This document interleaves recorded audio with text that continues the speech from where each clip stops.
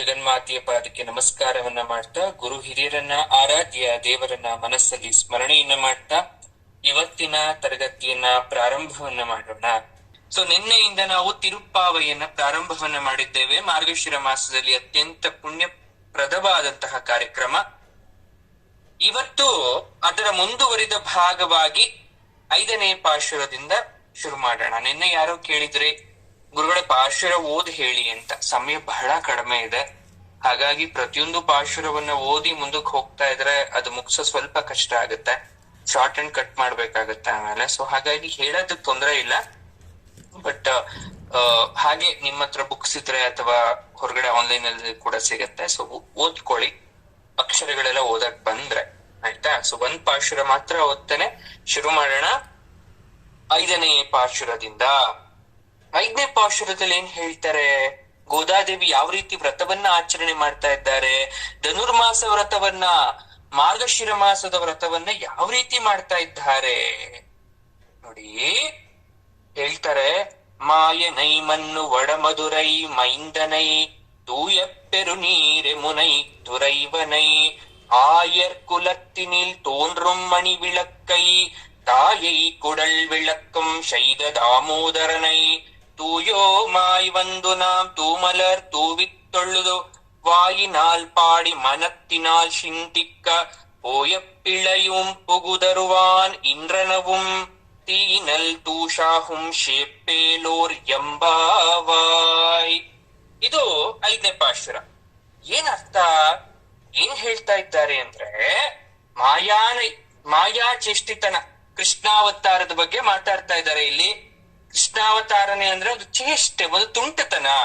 ಕೃಷ್ಣನ ಆ ಬಾಲರೂಪದ ತುಂಟಾಟವನ್ನ ಎಲ್ರಿಗೂ ಗೊತ್ತೇ ಇದೆ, ಎಷ್ಟೆಲ್ಲ ತುಂಟಾಟ ಮಾಡ್ತಿದ್ದ ಅಂತ.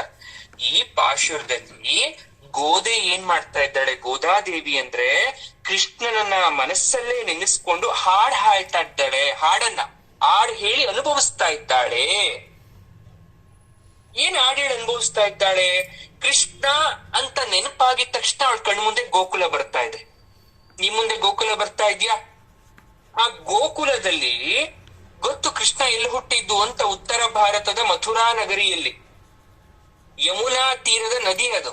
ಯಮುನಾ ನದಿ ಹರಿತಕ್ಕಂತ ಆ ಗ್ರಾಮದ ಸಮೀಪ ಇದೆ ಅದು. ಗಂಗೆ ಬಿಳಿ ನೀರಾಗಿರದೆ ಕಪ್ಪು ಬಣ್ಣದಲ್ಲಿ ಹರಿತಾಳಂತೆ. ಯಾಕೆ? ಮಾರ್ಗಶಿರ ಮಾಸ ಆಗಿರೋದ್ರಿಂದ. ಹಿಂದೆ ಆ ಮಾರ್ಗಶಿರ ಮಾಸ ಶುರುವಾಗಕ್ಕಿಂತ ಮುಂಚೆ ಹಿಂಗಾರು ಮಳೆ ಬಂದಿರುತ್ತೆ ಚೆನ್ನಾಗಿ. ಹಾಗಾಗಿ ಆ ಮಾರ್ಗಶಿರ ಮಾಸದಲ್ಲೂ ಕೂಡ ನೀರು ಚೆನ್ನಾಗಿ ಹರಿಯುತ್ತೆ. ದಿನ ಏನ್ ಮಾಡ್ತಾ ಇದ್ದಾನಂತೆ ಕೃಷ್ಣ, ಅದ್ರಲ್ಲಿ ಹೋಗಿ ಸ್ನಾನ ಮಾಡಿ ಬರ್ತಿದ್ದಾನಂತೆ. ನೋಡಿ, ಗೋದಾದೇವಿ ಕಲ್ಪನೆ ಎಷ್ಟು ಸುಂದರವಾಗಿದೆ ಅಂದ್ರೆ, ಗಂಗಾ ನದಿ ನೀರು, ಯಮುನಾ ನದಿ ನೀರು ಬೆಳ್ಳಕ್ಕಿರುತ್ತೆ. ಆ ಯಮುನಾ ನದಿಯಲ್ಲಿ ಹರಿತಕ್ಕಂತ ಗಂಗೆ ಅಂದ್ರೆ ನೀರಿಗೆ ಗಂಗೆ ಅಂತ ಕರೆದಿತ್ತು. ಆ ಯಮುನಾ ನದಿ ಹರಿತಕ್ಕಂತ ನೀರು ಬಿಳಿಯಾಗಿದೆ. ಕೃಷ್ಣ ಯಾವಾಗ ದಿನ ಹೋಗಿ ಸ್ನಾನ ಮಾಡ್ಕೊಂಡ್ ಬನ್ನೋ, ಅವನ ಕಪ್ಪು ಯಾರ್ಗ್ ಹಿಡಿತಂತೆ? ಯಮುನಾ ನದಿಯಲ್ಲಿ ಹರಿತಕ್ಕಂತ ನೀರಿಗೆ ಹಿಡಿದು ಬಿಡುತ್ತಂತೆ. ಹಾಗಾಗಿ ಮಾರ್ಗಶಿರ ಮಾಸದಲ್ಲಿ ಯಮುನಾ ನದಿಯ ನೀರು ಕಪ್ಪಗರಿತಾ ಇದೆ ಅಂತ ಹೇಳ್ತಾಳೆ ಗೋದಾದೇವಿ. ಎಲ್ಲರ ಪಾಪ ತೊಳಿತಕ್ಕಂಥವಳು ಗಂಗಾ ಮಾತೆ ಕೃಷ್ಣನ ಕಪ್ಪನ್ನ ತೊಳಿತಾ ಇದ್ದಾಳಂತೆ. ಹಾಗೆ ಒಂದು ಪವಿತ್ರತೆ ಅದು. ಕೃಷ್ಣ ಎಂತವನು? ತಾಯಿ ದೇವಕಿಯ ಬಾಳಿಗೆ ಒಂದು ಅರ್ಥ ತಂದವನು. 6 ಮಕ್ಕಳನ್ನ ಹೆತ್ತು ಕಂಸನಿಗೆ ಬಲಿ ಕೊಡ್ತಾಳೆ. ಒಡೆದ ಬರಿದಾದ ದೇವಕಿ 8ನೇ ಮಗುವಾಗಿ ತಪಸ್ಸು ಎಷ್ಟು ಮಾಡಿರ್ಬೇಕು ಪರಮಾತ್ಮ. ಯಾವ ತಾಯಿಗೂ ಈ ಕಷ್ಟ ಬರದ್ ಬೇಡ. ದೇವಕಿ ಬಗ್ಗೆ ಮಾತಾಡೋದು ತುಂಬಾ ಇದೆ. 2ನೇ ತಾರೀಕು ಭಗವದ್ಗೀತಾ ಅರ್ಥ ಸಂಗ್ರಹ ಆದಾಗ ದೇವಕಿ ಬಗ್ಗೆನೆ 1 ವಾರ ಮಾತಾಡೋಣ ನಾವು. ಎಷ್ಟೆಲ್ಲಾ ಕಷ್ಟ ಪಡ್ತಾಳೆ ಆ ತಾಯಿ. ಆ ಒಂದೊಂದು ಮಗುವನ್ನ ಕಳ್ಕೋಬೇಕಾದ್ರೂ ತಾಯಿಯ ವೇದನೆ ಎಂತದ್ದು, ಯಾವ ಕಾರಣಕ್ಕೋಸ್ಕರ ಆ ಶಿಕ್ಷೆ ಬಂತು ಅವಳಿಗೆ, ಅದನ್ನೆಲ್ಲ ನಾವು ಮುಂದಿನ ಭಗವದ್ಗೀತಾ ತರಗತಿಯಲ್ಲಿ ಮಾತಾಡೋಣ. ಇಲ್ಲಿ ಹೇಳ್ತಾರ ಏನಂತ, ಆ ಒಳದಾದ ಬರಿದಾದ ದೇವಕಿ 8ನೇ ಮಗುಗೋಸ್ಕರ ಎಷ್ಟು ತಪಸ್ ಮಾಡಿರ್ಬೇಕು. 7ನೇ ಮಗು ಆಕಾಶಕ್ಕೆ ಹಾರಿ ಮಾಯವಾಗುತ್ತೆ. ಅವಳ ಮನಸ್ಥಿತಿ ಏನಾಗಿರ್ಬೇಡ. ಕೊನೆಗೆ ಮತ್ತೊಂದು 8ನೇ ಶಿಶುವಾಗಿ ಆ ತಾಯಿ ಹೊಟ್ಟೆಯಿಂದ ಜನಿಸ್ತಾನೆ ಕೃಷ್ಣ. ಗರ್ಭದಲ್ಲಿದ್ದಾಗ ಎಲ್ಲ ಗರ್ಭಿಣಿ ಸ್ತ್ರೀಯರು, ಕೆಲವೊಬ್ರು ಗರ್ಭಿಣಿ ಸ್ತ್ರೀಯರು ಸುಂದರ ಆಗ್ಬಿಡ್ತಾರೆ. ಅದೇ ತರ ಕೃಷ್ಣನ ಶಕ್ತಿಯಿಂದ ದೇವಕಿ ಮುಖ ತೇಜಸ್ಸಿಂದ ಹೊಳಿತಾ ಇತ್ತಂತೆ, ಪಳ ಪಳ ಪಳ ಅಂತ ಅಪೂರ್ವ ತೇಜಸ್ಸಿನಿಂದ ಕಂಗೊಳಿಸ್ತಾ ಇದೆ. ಕಂಸನ್ ಭಯ ಆಗ್ತಾ ಇತ್ತಂತೆ ಅವಳನ್ನ ನೋಡಕ್ಕೆ, ಅವಳ ಮುಖದಲ್ಲಿದ್ದಂತ ತೇಜಸ್ಸನ್ನ ನೋಡಿ. ಕೊನೆಗೆ ದಿನ ಕಳೆದು ಜನಿಸಿದವ ಹೇಗೆ ಚತುರ್ಭುಜ ಶಂಖ ಚಕ್ರಧಾರಿಯಾಗಿ ವಸುದೇವ ದೇವಕಿಯರಿಗೆ ದರ್ಶನವನ್ನ ಕೊಡ್ತಾನೆ. ತಾಯಿ ಮುಖವನ್ನು, ಆ ಸೆರೆಮನೆಯ ಕೋಣೆಯನ್ನು ತನ್ನ ಪ್ರಖರವಾದ ತೇಜಸ್ಸಿನಿಂದ ಬೆಳಗಿಸ್ತಾನೆ ಕೃಷ್ಣ. ಅಲ್ಲಿಂದ ತನ್ನ ಹುಟ್ಟಿದ ತಕ್ಷಣ ಮಾಯೆಯನ್ನ ತೋರ್ಸಕ್ಕೆ ಪ್ರಾರಂಭ ಮಾಡಿದವನೇ ಶ್ರೀಕೃಷ್ಣ. ಆ ದೈವಿ ಶಿಶುವಿಗೆ ಯಾವತ್ತೂ ಕೇಡಾಗೋದಿಲ್ಲ. ದೇವಕಿಯನ್ನ ಸಮಾಧಾನ ಪಡಿಸಿ ಸಾಮಾನ್ಯ ಶಿಶುವಿನಂತಾದ ತಾಯಿ ತಂದೆಯರ ಸಂಕೋಲೆಗಳನ್ನ ಬಿಡಿಸಿ ಸೆರೆಮನೆಯ ಬಾಗಿಲನ್ನ ತೆರೆದ. ವಸುದೇವನ ತಲೆ ಮೇಲಿಂದ ಪುಟ್ಟ ಬಿದಿರ ಬುಟ್ಟಿಯಲ್ಲಿ ಶಿಶುವಾಗಿ ಮಲ್ಕೊಂಡ. ಭೋರ್ಗರೆವ ಯಮುನಾ ನದಿಯನ್ನ ಸೀಳ್ತಾನೆ, ದಾರಿ ಮಾಡ್ಕೊಡ್ತಾನೆ. ಏನೂ ಅರಿದಿರೋ ಕಂದಂತರ ಯಶೋದೆ ಪಕ್ಕದಲ್ಲಿ ಮಲಗಿರ್ತಾನೆ. ಮುಂದೆ ಪೂತನಿ ಪ್ರಾಣವನ್ನ ಹೀರ್ತಾನೆ, ಬಂಡಿಯ ಚಕ್ರವನ್ನೊಂದು ಪುಡಿ ಪುಡಿ ಮಾಡ್ತಾನೆ, ಅಸುರನನ್ನ ಕೊಂತಾನೆ. ಬಕ ಘನ ದೇನುಕ ಅಬ್ಬಬ್ಬ ಲೆಕ್ಕವಿಲ್ಲದಷ್ಟು ರಾಕ್ಷಸರನ್ನ ಸಂಹಾರ ಮಾಡ್ತಾನೆ. ಇದೆಲ್ಲ ವಯಸ್ಸಿಗೆ ಮೀರಿದ ಚೇಷ್ಟೆ.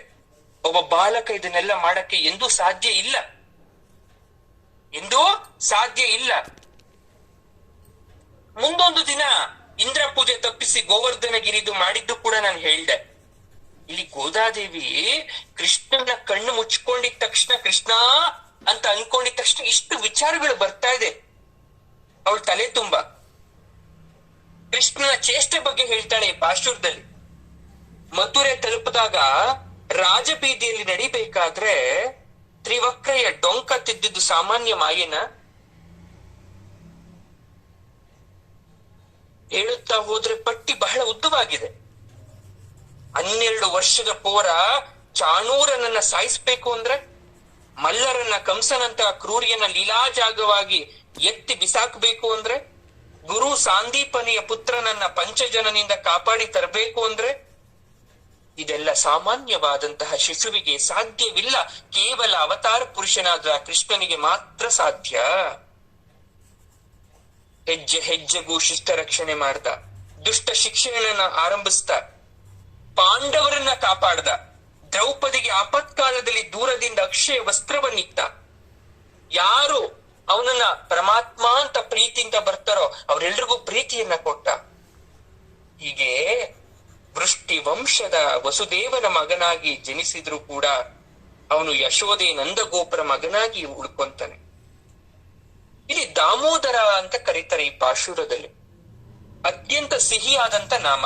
ಕೃಷ್ಣನ ಹಲವಾರು ನಾಮಗಳಲ್ಲಿ ದಾಮೋದರ ಅನ್ನುವ ನಾಮ ಕೂಡ ಅಷ್ಟೇ ಪವಿತ್ರತೆಯಿಂದ ಕೂಡಿದೆ. ಭೂಮಿ ಆಕಾಶಗಳನ್ನ ಒಂದು ಮಾಡಿ ಬೆಳೆದವನಿಗೆ ದಾಮೋದರ ಅಂತ ಕರೀತೇವೆ. ಭೂಮಿ ಆಕಾಶವನ್ನ ಒಂದು ಮಾಡಿ ಬೆಳೆದವನಿಗೆ. ಸೊ ಹಾಗಾಗಿ ಗೋದೆ ಪ್ರಾರ್ಥನೆಯನ್ನ ಏನ್ ಮಾಡ್ತಾಳೆ ಅಂದ್ರೆ, ಕೃಷ್ಣನಿಗೆ ಹೂವನ್ನ ಅರ್ಪಿಸಿ. ಮಾರ್ಗಶಿರ ಮಾಸದಲ್ಲಿ ನೀವೇನ್ ಮಾಡ್ಬೇಕು, ಕೃಷ್ಣನಿಗೆ ಹೂವು. ಆದ್ರೆ ಒಂದು ವಿಶೇಷ, ಅವನಿಗೆ ಯಾವ ಹೂವನ್ನ ಅರ್ಪಿಸ್ಬೇಕು? ವಾಸನೆ ಇರುವ ಹೂವಲ್ಲ. ಮಲ್ಲಿಗೆ, ಸಂಪಿಗೆ, ಸೇವಂತಿ, ಗುಲಾಬಿ, ಈ ವಾಸನೆ ಇರುತ್ತಲ್ಲ, ಆ ಹೂವನ್ನೆಲ್ಲ ಅರ್ಪಣೆ ಮಾಡ್ಬೇಕಾಗಿರೋದು. ನಮ್ಮ ಹೃದಯ ಅಂತಕ್ಕಂತ ಎಂದೂ ಬಾಡದೆ ಇರುವ ಪುಷ್ಪವನ್ನ ಕೃಷ್ಣನ ಪಾದಕ್ಕೆ ಅರ್ಪಣೆ ಮಾಡ್ಬೇಕು, ಭಕ್ತಿಯಿಂದ ಅರ್ಪಿಸ್ಬೇಕು. ಸದಾ ಅವನನ್ನ ಬಾಯಿ ತುಂಬ ತುಂಬಿಕೊಂಡು ಅವನನ್ನ ಪಾಡಿ ಸ್ತುತಿಸಿದ್ರೆ ನಮ್ಗೆ ಯಾವುದೇ ರೀತಿಯಾದ ಪಾಪ ಅಂಟಲ್ಲ ಅಂತ ಏನ್ ಮಾಡ್ತಾ ಇದ್ದಾಳೆ ಗೋದಾ ಹೇಳ್ತಾ ಇದ್ದಾಳೆ. 6ನೇ ಪಾಶುರದಲ್ಲಿ ಹೇಳ್ತಾರೆ, புள்ளும் சிலம்பின காண் புள்ளரையன் கோயிலில் வெள்ளை விழிஷங்கின் பேரரவம் கேட்டிலையோ பிள்ளா எழுந்திராயா பேய் முலை நஞ்சுண்டோ களச்சகடம் கல்லக்களிய காலோச்சி வெள்ளத்தரவில் குயில் அமர்ந்த வித்தினை உள்ளத்து கொண்டோ முனிரகளும் யோகிகளும் ಮೆಳ್ಳವೆಳೆಂದು ಅರಿಯಂದ್ರ ಪೇರರವಂ ಉಳ್ಳಂ ಪುಹುಂದು ಕುಳೆಂದು. ಚೆನ್ನಾಗಿ ಹೇಳ್ತಾರೆ ಅಂದ್ರೆ, ಗೋದಾದೇವಿ ಇನ್ನೊಬ್ಬ ಗೋಪಿನ ಎಬ್ಬಿಸ್ತಾ ಇದ್ದಾಳೆ. ಇದಳಮ್ಮ, ಇದಳು ಮಾರ್ಗಶಿರ ವ್ರತವನ್ನ ಮಾಡೋಣ. ನದಿಯಲ್ಲಿ ಸ್ನಾನ ಮಾಡಿ ವ್ರತವನ್ನ ಪ್ರಾರಂಭ ಮಾಡ್ಬೇಕಲ್ವಾ, ಒಬ್ಬೊಬ್ಳೇ ಗೋಪಿನ ಎಬ್ಬಿಸ್ತಾ ಇದ್ದಾಳೆ. ಅಲ್ಲಿ ಹಿಂದಿನ ಪಾಶುರದಲ್ಲಿ ಕೆಲವೊಬ್ರು ಗೋಪಿಯರನ್ನ ಎಬ್ಬರಿಸಿದ್ಲಿ, ಈಗ ಇನ್ನೊಬ್ಬ ಗೋಪಿಯರನ್ನ ಎಬ್ಬರಿಸ್ತಾ ಇದ್ದಾಳೆ. ಅಂದ್ರೆ ಒಂದರ್ಥದಲ್ಲಿ ಆಳ್ವಾರ್ನ ಆಚಾರ್ಯಗಳನ್ನ ಎಬ್ಬರಿಸ್ತಾ ಇದ್ದಾಳೆ ತಾಯಿ. ಈ ಗೋಪಿ ಬಹಳ ಮುಗ್ದೆ. ಗೋದಾ ಹೇಳ್ತಾಳೆ ನೋಡಿ, ಅವಳೇ ಫಸ್ಟ್ ಟೈಮ್ ಮುಗ್ದೆ. ಗೋದಾ ಹೇಳ್ತಾ ಇದ್ದಾಳೆ, ಪಾಪ ಇವಳು ಬಹಳ ಮುಗ್ಧವಾದಂತ ಗೋಪಿ ಮಲ್ಕೊಂಡ್ಬಿಟ್ಟಿದ್ದಾಳೆ, ಎಬ್ಬರಿಸ್ಬೇಕು ಇವಾಗ ಅವಳನ್ನ. ಅವಳು ಕೃಷ್ಣನನ್ನೇ ಅನುಭವಿಸ್ಕೊಂಡು ಗಾಢ ನಿದ್ರೆಯಲ್ಲಿದ್ದಾಳೆ. ನಾನು ಯಾಕೆ ಎಬ್ಬರಿಸಿದ್ರು ಅವಳು ಎದ್ದೇಳ್ತಾ ಇಲ್ಲ ಅಂದ್ರೆ, ಅವಳು ನಿದ್ದೆ ಮಾಡ್ತಾ ಇಲ್ಲ, ಕೃಷ್ಣನ ಧ್ಯಾನದಲ್ಲಿ ಕಣ್ಮುಚ್ಬಿಟ್ಟಿದ್ದಾಳೆ, ಅದಕ್ಕೆ ಎದ್ದೇಳ್ತಾ ಇಲ್ಲ. ನಿದ್ರೆಯಲ್ಲಿ ಮಲಗಿರೋರ್ನ ಎಬ್ಬರಿಸ್ಬೋದಂತೆ, ದೇವರ ಧ್ಯಾನದಲ್ಲಿ ಮುಳುಗಿರೋರ್ನ ಎಬ್ಬರ್ಸಕ್ ಆಗಲ್ವಂತೆ. ಹಾಗಾಗಿ ಈ ನಿದ್ರಾನುಭಾವ ಎಷ್ಟು ಸುಂದರವಾಗಿದೆ ಅಂದ್ರೆ, ಆ ನಿದ್ರೆಯಿಂದ ಎದ್ದೇಳಕ್ಕೆ ಆ ಗೋಪಿಕೆಗೆ ಮನ್ಸೇ ಇಲ್ಲ. ಗೋದೆ ಬೆಳಕ್ ಹರಿತಾ ಇದೆ, ಒಂದೊಂದು ಲಕ್ಷಣ ಹೇಳ್ತಾ ಹೋಗ್ತಾಳೆ, ಯಾಕೆ ಎದ್ದೇಳ್ಬೇಕು ನೀನು ಅಂತ. ಹಕ್ಕಿ ಚಿಲಿಪಿಲಿ ಕಿವಿಗೆ ಹಿತವಾಗಿದೆ ನೋಡು. ಬೆಳಗ್ಗೆ ಸೂರ್ಯೋದಯಕ್ಕಿಂತ ಮುಂಚೆ ಸೂರ್ಯ ಬರ್ತಾನೆ ಅನ್ನೋ ಅರುಷದಲ್ಲಿ ಎಲ್ಲ ಹಕ್ಕಿಗಳು ತಮ್ಮ ತಮ್ಮ ಗೂಡಿಗಳಿಂದ ಹೊರಗಡೆ ಬಂದು ಚಿಲಿಪಿಲಿ ಚಿಲಿಪಿಲಿ ಶಬ್ದ ಮಾಡ್ತಾ ಇದೆ. ಅದನ್ನ ಕೇಳಿದ್ರೆ ಗೊತ್ತಾಗ್ತಾ ಇಲ್ವಾ ನಿನಗೆ? ರಾತ್ರಿ ಮುಗಿಯೋಗೋ ಸೂಚನೆ ಅದು, ಸೂರ್ಯ ಹುಟ್ಟುತ್ತಾ ಇದ್ದಾನೆ ಅನ್ನೋ ಸೂಚನೆ ಹಕ್ಕಿ ಚಿಲಿಪಿಲಿ ಕಲರವ. ಪಕ್ಷಿ ವಾಹನನಾದಂತಹ ಶ್ರೀಮನ್ ನಾರಾಯಣನ ದೇಗುಲದಲ್ಲಿ ಪೂಜೆ ಆರಂಭ ಆಗ್ತಾ ಇರ್ತಕ್ಕಂಥ ಚಿಹ್ನೆ ಅದು. ಹಕ್ಕಿಗಳು ಕೂಗ್ತಾ ಇದೆ ಅಂದ್ರೆ ದೇವಸ್ಥಾನದಲ್ಲಿ ನಾರಾಯಣನ ಪೂಜೆ ಮಾಡ್ತಾರೆ ಅಂತ ಅರ್ಥ. ನೋಡಿ, ಶಂಖನಾದ ಕೇಳಿಸ್ಕೊ, ಭೋಂ ಭೋಂ ಭೋಂ ಅಂತ. ಅಂದ್ರೆ ಪರಮಾತ್ಮನನ್ನ ಎಬ್ಬರಿಸಿ ಪರಮಾತ್ಮನಿಗೆ ಪೂಜೆ ಮಾಡ್ತಾ ಇದ್ದಾರೆ. ಅದು ನಿನಗೆ ಕೇಳಿಸ್ತಾ ಇಲ್ವಾ? ಏಳು ಸಖಿ ಎದ್ದೇಳೆ ಅಂತ ಗೋದಾದೇವಿ ಕರೀತಾ ಇದ್ರೆ ಆ ಗೆಳತಿ ಜಗ್ಲಿಲ್ಲ, ಕಣ್ಣೇ ಬಿಡ್ಲಿಲ್ಲ. ಈಗ ಭಗವಂತ ಲೀಲೆ ಹೇಳ್ತಾ ಹೋಗ್ತಾಳೆ, ಇವಳು ಎದ್ದೇಳ್ಲಿಲ್ವಲ್ಲ, ಭಗವಂತನ ಲೀಲೆ ಹೇಳ್ಬೇಕು, ಅನುಭವಿಸ್ತಾ ಹೇಳ್ಬೇಕು.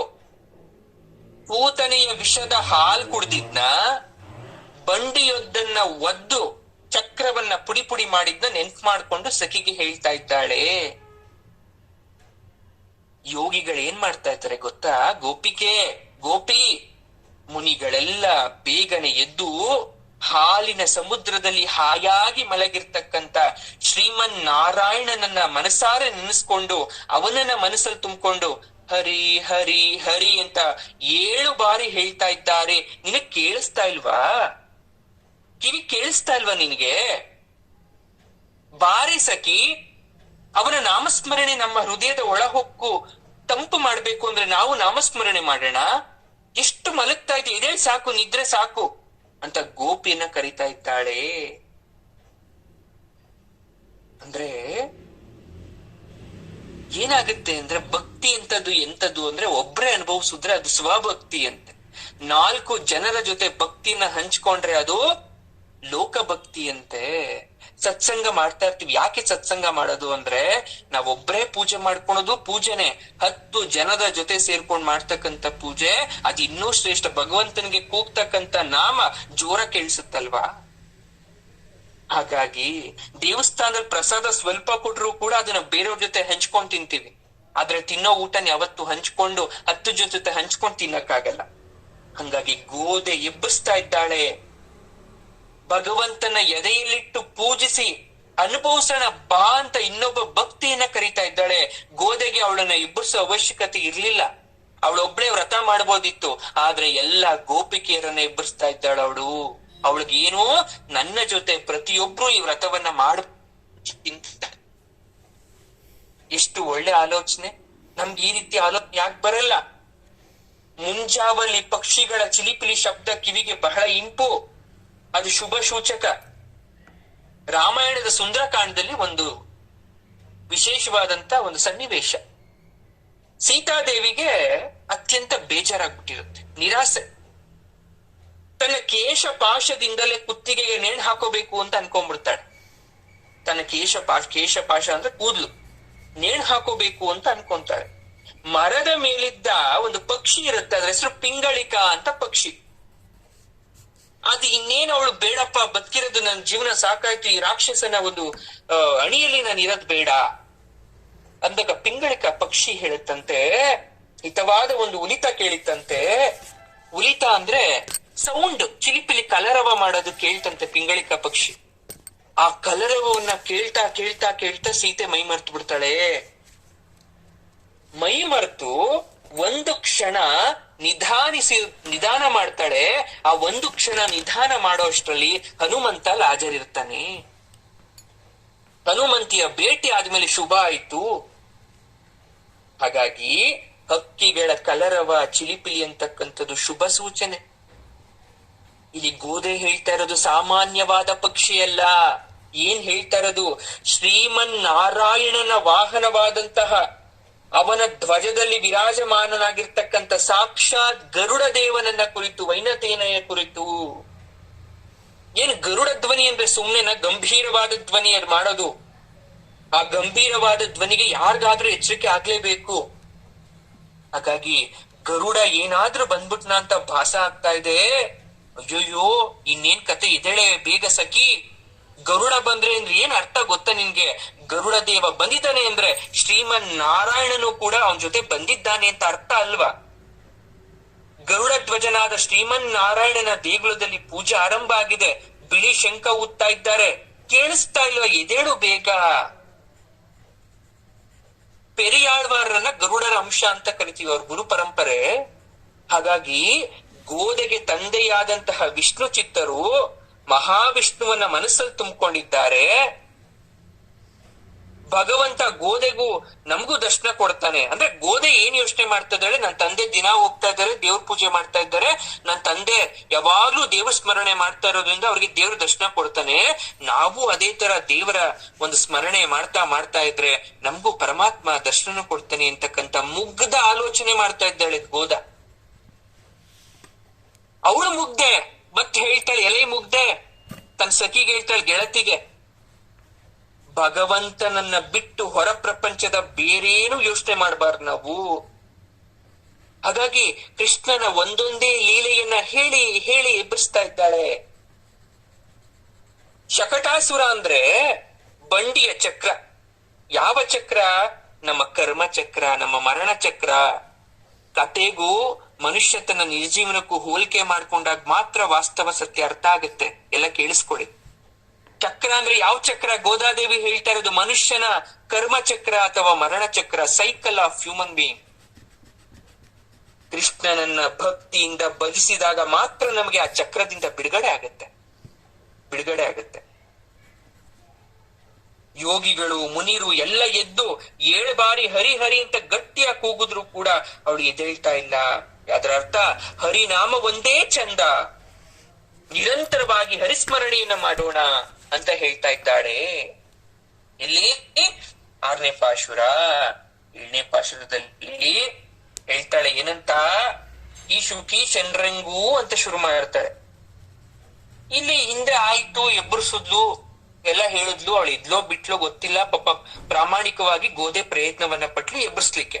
ಅವಳು ಭಗವಂತನ ನಾಮಸ್ಮರಣೆಯಲ್ಲೇ ಕಣ್ಣು ಮುಚ್ಕೊಂಡು ಮಲಗ್ಬಿಟ್ಲು. ಅವಳು ಕಣ್ ಬಿಡಕ್ ಇಷ್ಟ ಇಲ್ಲ. ಹಂಗಾಗಿ 7ನೇ ಪಾಶುರದಲ್ಲಿ ಗೋದೆ ಎಬ್ಬರಿಸ್ತಾ ಇರೋದು ಗೋಪ ಕನ್ಯರಿಗೆಲ್ಲ ಮಂಚೂಣಿಯಲ್ಲಿರುವ ನಾಯಕಿಯನ್ನ, ಅವಳ ಗೆಳತಿಯಾದಂತ ನಾಯಕಿ. ಒಂದು 10 ಜನ ಇದ್ರೆ 10 ಜನದಲ್ಲಿ ಯಾರೋ ಒಬ್ರು ನಾಯಕಿ ಇರ್ತಾರೆ.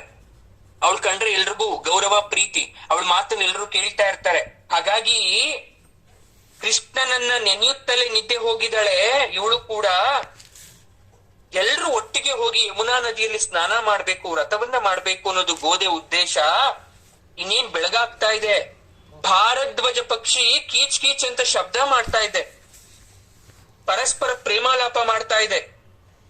ಕೀಚ್ ಕೀಶ್ ಅಂದ್ರೆ ಏನ್ ಅರ್ಥ ಗೊತ್ತಾ? ಗೋದಾದೇವಿ ಹೇಳ್ತಾಳೆ ಅವಳಿಗೆ, ಸ್ನೇಹಿತೆಗೆ, ಕೀಚ್ ಕೀಶ್ ಅಂದ್ರೆ ಏನ್ ಅರ್ಥ ಗೊತ್ತಾ? ಕೇಶವ ಕೇಶವ ಕೇಶವ ಅಂತ ಕರೀತಾ ಇದ್ದಾವೆ ಅವು. ಬೆಳಗಾಗೋಯ್ತು ಅನ್ನೋ ಸೂಚನೆ. ಗೋಕುಲದಲ್ಲಿ ಇರ್ತಕ್ಕಂತ ಎಲ್ಲ ಗೋಪಿಯರು ಎದ್ದು ಏನ್ ಮಾಡ್ತಾ ಇದ್ದಾರೆ ಗೊತ್ತಾ ನಿಮ್ಗೆ ಸ್ನೇಹಿತರೆ? ಮೊಸರನ್ನ ಕಡಿತಾ ಇದ್ದಾರೆ. ಆಗ್ಲೇ ದೊಡ್ಡ ಗಡಿಗೆಗಳಲ್ಲಿ ಸೇರ್ಗಟ್ಲೆ ಮೊಸರು ಉದ್ದದ ಕಡೆಗೋಲಿನಿಂದ ಕಡಿದ್ರೆ ಬರುವ ಶಬ್ದ ಸಾಮಾನ್ಯನ? ಎಲ್ಲ ಒಟ್ಟಿಗೆ ಆ ಕಡಿತಾ ಇದ್ದಾರೆ ಮೊಸರುನ ಅಂದ್ರೆ ಆ ಶಬ್ದ ಪಕ್ಕದೂರು ಕೇಳಿಸುತ್ತಂತೆ. ಗಡಗಡ ಶಬ್ದ ಬರೋದ್ ಕೇಳಿಸ್ತಾ ಅಲ್ವಾ ನಿಮ್ಗೆ? ಆ ಗೋಪಿಕೆಯರು ಮೊಸರನ್ನ ಕರಿಬೇಕಾದ್ರೆ ಅವ್ರ ಕುತ್ಕೆಯಲ್ಲಿ ಇದೆಯಲ್ಲ ತಾಳಿ ಕಾಸು, ಅವ್ರ ಕೈಯಲ್ಲಿ ಇದೆಯಲ್ಲ ಬಳೆ, ಘಲ್ ಘಲ್ ಅಂತ ಶಬ್ದ ಬರೋದ್ ಕೇಳಿಸ್ತಾ ಇಲ್ವಾ ನಿಮ್ಗೆ? ಇಷ್ಟೆಲ್ಲ ಶಬ್ದ ಬರ್ತಿದ್ರು ಅದ್ ಹೇಗ್ ಮಲಗಿದ್ದೀರಾ ನೀವು? ನಿದ್ದೆ ಹೇಗ್ ಬರ್ತಾ ಇದೆ ನಿಮ್ಗೆ? ಆ ಗೋಪಿಕೆಯರು ಇನ್ನೂ ಕೆಲವೊಬ್ರು ಎದ್ದು ಸ್ನಾನ ಮಾಡಿ ತಲೆಗೆ ಸುಗಂಧದ ಎಣ್ಣೆ ಹಾಕೊಂಡಿದ್ದಾರೆ. ಆ ಎಣ್ಣೆ ಸುಗಂಧ ನಿಮ್ಮ ಮೂಗಕ್ ಬರ್ತಾ ಇಲ್ವಾ? ಎದ್ದೇಳಿ ಬೇಗ. ಇಬ್ಬರಿಸ್ತಾ ಇದ್ದಾಳೆ, ಪುಸ್ಲಾಯಿಸ್ತಾ ಇದ್ದಾಳೆ ಗೆಳತಿಯರನ್ನ. ಮತ್ತೆ ಮುಂದಕ್ಕೆ ಹೇಳ್ತಾಳೆ, ಓ ಗೆಳತಿ, ನಾವು ಸ್ತೋತ್ರ ಮಾಡಿ ಹಾಡ್ತಾ ಇರೋದು ಶ್ರೀಮನ್ ನಾರಾಯಣನೇ, ಗೋಕುಲದಲ್ಲಿರ್ತಕ್ಕಂಥ ಕೇಶವ. ಕೇಶವ ಅಂದ್ರೆ ಏನು ಗೊತ್ತಾ? ಸುಂದರವಾದ ಗುಂಗುರು ಕೂದಿರೋನು, ಕೇಶಿ ಅಂತಕ್ಕಂಥ ರಾಕ್ಷಸರನ್ನ ಸದೆ ಬಡ್ದವನು. ಅವನನ್ನ ನೀನು ಮನದಲ್ಲಿ ನೆನ್ಪು ಮಾಡ್ಕೊಂಡು ಈ ತರ ಮಲಗ್ಬಿಟ್ಟಿದ್ಯಲ್ಲ, ನೀನ್ ಒಬ್ಳೆ ಈ ತರ ನೆನ್ಪು ಮಾಡ್ಕೊಂಡು ಮಲಗ್ಬಿಟ್ರೆ ನಾವೆಲ್ಲ ಎಲ್ಲಿ ಹೋಗೋಣ?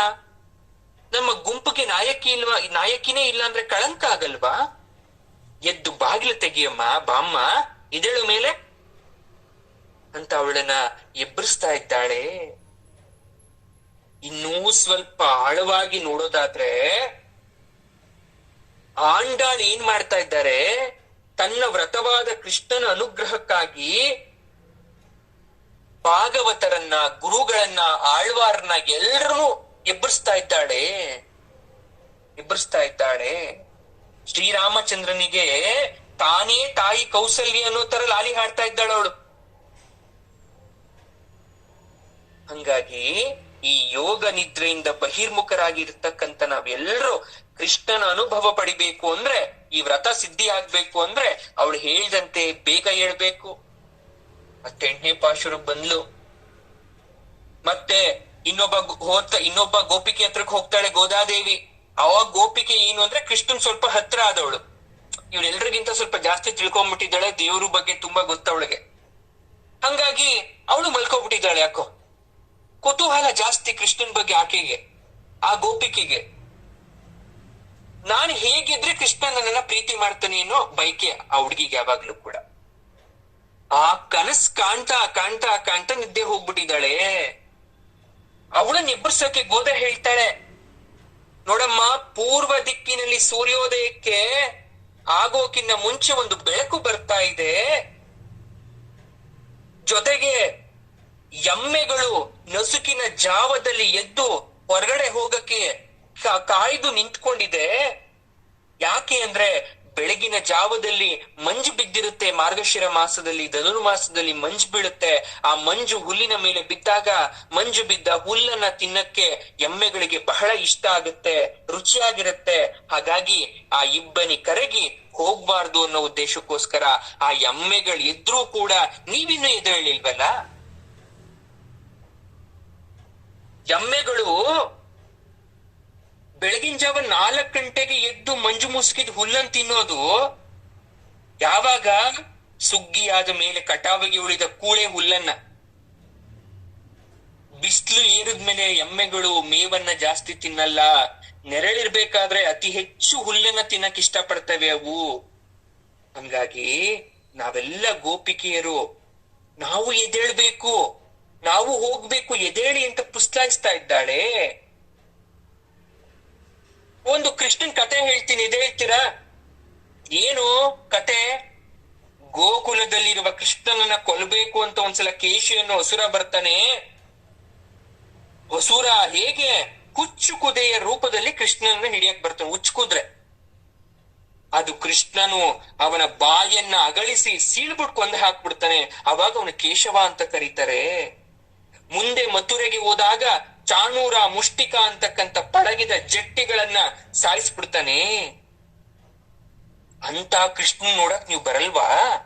ಕೃಷ್ಣನ್ ವ್ರತ ಮಾಡಕ್ ನೀವ್ ಯಾರು ಬರಲ್ವಾ?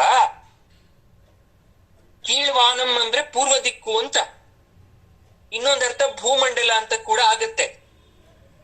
ಅಂದ್ರೆ ಪೂರ್ವದಲ್ಲಿ ಕೃಷ್ಣನ ಅವತಾರದಿಂದ ಭೂಲೋಕಕ್ಕೆ ಬೆಳಕಾಗಿದೆ. ಹಾಗಾಗಿ ಭೂಮಿ ವೈಕುಂಠದ ತರ ಭಾಸ ಆಗ್ತಾ ಇದೆ, ವೈಕುಂಠದ ತರ. ಈಗ್ಲೂ ಕೂಡ ಗೋದಾದೇವಿ ಮಥುರೆಯಲ್ಲಿ ಗೋಪುರದಲ್ಲಿ ಇದೀನಿ ಅನ್ನೋ ಭ್ರಮೇಲೆ ಇದ್ದಾಳೆ. ಅವಳಿರೋದು ಶ್ರೀವಿಲ್ಲಿ ಪುತ್ತೂರಲ್ಲಿ. ಎಮ್ಮೆ ಅಂತ ಕರೆದಿದ್ ಯಾರನ್ ಗೊತ್ತಾ? ನಮ್ಮನ್ನ. ಈ ಎಮ್ಮೆಗಳಿಂತಿರ್ತಕ್ಕಂಥ ನಾವು ಕೃಷ್ಣನ ಅವತಾರಕ್ಕೆ ಅಥವಾ ಪರಮಾತ್ಮನ ನಾಮಸ್ಮರಣೆಯನ್ನ ಮರೆತು ಬಿಟ್ಟು ಕ್ಷುಲ್ಲಕವಾದ ಬೋಗಳಿಗೆ ಆಸೆ ಪಡ್ತಾ ಇದೀವಿ. ಎಮ್ಮೆ ಎದ್ದೇಳ್ತಾ ಎದ್ದುಬಿಟ್ಟು 4 ಗಂಟೆ ಬೆಳಗಿನ ಜಾವ ಹಿಮ ಬಿದ್ದಿರೋ ಹುಲ್ಲನ್ನು ತಿಂತಾ ಇರೋದು ಅಂದ್ರೆ ನಾವು ಹಾಗೆ. ಅದು ಬೇಕು, ಇದು ಬೇಕು, ಇದು ಬೇಕು, ಅದು ಬೇಕು ಅಂತ ಆಸೆ ಪಡ್ತಾ ಇದ್ದೀವಿ. ಎಮ್ಮೆಗೂ ಗೊತ್ತಾಗ್ಬಿಟ್ಟಿದ್ರೆ ಕೃಷ್ಣನ್ ಪೂಜೆ ಮಾಡೋದ್ರಿಂದ ಎಲ್ಲ ಸಿಗುತ್ತೆ ಅಂತ. ಎಮ್ಮೆ ಹುಲ್ಲನ್ ಮೇಯಕ್ ಹೋಗ್ತಾ ಇರ್ಲಿಲ್ಲ. ಎಮ್ಮೆ ಹುಲ್ಲು ಮೇಯಕ್ ಹೋಗ್ತಾ ಇರ್ಲಿಲ್ಲ. ಹಾಗಾಗಿ ಐಹಿಕ ಭೋಗ್ಯಗಳಲ್ಲಿ ನಮ್ಗೆ ಆದಷ್ಟು ಕಡಿಮೆ ನಿರಾಸಕ್ತಿ ಬರ್ಬೇಕು, ಪರಮಾತ್ಮನ ಕಡೆಗೆ ಧ್ಯಾನ ಬರ್ಬೇಕು ಅನ್ನೋ ಮಾತನ್ನ ಗೋದಾದೇವಿ ನಮ್ಗೆ ಹೇಳ್ತಾ ಇದ್ದಾರೆ. ಇಡೀ ವಿಶ್ವಕ್ಕೆ ಭಾರತ ಪೂರ್ವ ದಿಕ್ಕಲ್ಲಿದೆ. ಜೊತೆಗೆ ಎಲ್ಲ ವಿಶೇಷವಾದಂತ ದೇವರನ್ನ ಪೂಜೆ ಮಾಡ್ತೀವಿ. ಹಾಗಾಗಿ ಈ ಮೂಲಕ ಗೋದಾದೇವಿ ನಮ್ಮನ್ನ ಎಬ್ಬರಿಸ್ತಾ ಇದ್ದಾಳೆ. 9ನೇ ಪಾಶುರಕ್ಕೆ ಬಂದು ಹೇಳ್ತಾಳೆ, ವಿಲಕ್ಷಣವಾದ ಭಕ್ತೇನೆ ಎಬ್ಬರಿಸ್ತಾಳೆ. ಈಗ 9ನೇ ಪಾಶುರದಲ್ಲಿ ಒಬ್ಬೊಬ್ರನ್ನ ಎಬ್ಬರಿಸ್ಬೇಕಲ್ಲ, 8 ಆಗೋಯ್ತು. ಈಗ 9 ಪಾಶುರದಲ್ಲಿ ಇನ್ನೊಬ್ಬಳನ್ನ ಎಬ್ಬರಿಸ್ಬೇಕು. ಇವಾಗ ಅವಳಾದ್ರೆ ತುಂಬಾ ಐಶ್ವರ್ಯವಂತೆ. 9ನೇ ಯಾರು? ಗೋಪಿಕೆ. ಈ ಐಶ್ವರ್ಯವಂತೆ ಅಂದ್ರೆ ಮನೆಯಲ್ಲಿ ನವರತ್ನವಾದ ಅಲಂಕೃತವಾದಂತಹ ಒಂದು ಚಿನ್ನದ ಮನೆ, ಮುತ್ತು ರತ್ನ ಎಲ್ಲ ಇದೆ ಅವಳ ಹತ್ರ. ಎಲ್ಲ ಬಂಗಾರದ್ದೇ, ಗೋಡೆ ಚಿಲ್ಕ ಎಲ್ಲ ಬಂಗಾರದ್ದೇ, ರತ್ನಮಯ ಖಚಿತ. ಅವಳು ಮಲಗಿರೋ ಕೋಣೆ ಸುತ್ತ ಅಮೂಲ್ಯ ರತ್ನ ಪಳ ಪಳ ಪಳ ಪಳ ಅಂತ ಹೊಳಿತಾ ಇದೆ. ದೀಪಸ್ತಂಭಗಳಲ್ಲಿ ಕಣ್ಣಿಗೆ ಹಿತವಾದ ಬೆಳಕು ಚೆಲ್ಲಿದೆ, ಮಿಣುಕು ದೀಪ. ಅವಳ ಮನೆಗೆ ದೀಪ ಬೇಕಾಗಿಲ್ಲ, ನವರತ್ನದ ಬೆಳಕೆ ಸಾಕಾಗಿದೆ. ಈ ರೀತಿ ಇರ್ಬೇಕಾದ್ರೆ ಇನ್ನೂ ಒಂದು ನೋಡ್ತಾಳೆ ಗೋದಾದೇವಿ. ಏನು?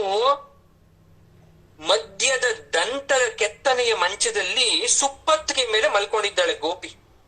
ಅವಳು ಬರೀ ಐಶ್ವರ್ಯವಂತೆ ಅಲ್ಲ, ರೂಪವಂತೆ ಕೂಡ. ಅವಳ ರೂಪವನ್ನ ನೋಡ್ತಾ ಇದ್ದಾಳೆ.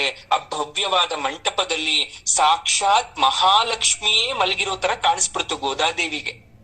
ಗಾಢ ನಿದ್ರೆಯಲ್ಲಿ ಮಲ್ಕೊಂಡಿದ್ರು ಕೂಡ ಅವಳು ಎಲ್ಲೋ ಎದ್ದು ಕೂತ್ಕೊಂಡು ಕೃಷ್ಣನಾಮ ಸ್ಮರಣೆ ಮಾಡ್ತಾ ಇದ್ದಾಳೇನೋ ಅಂತ ಅನಿಸ್ತಾ ಇದೆ ಗೋದಾದೇವಿಗೆ.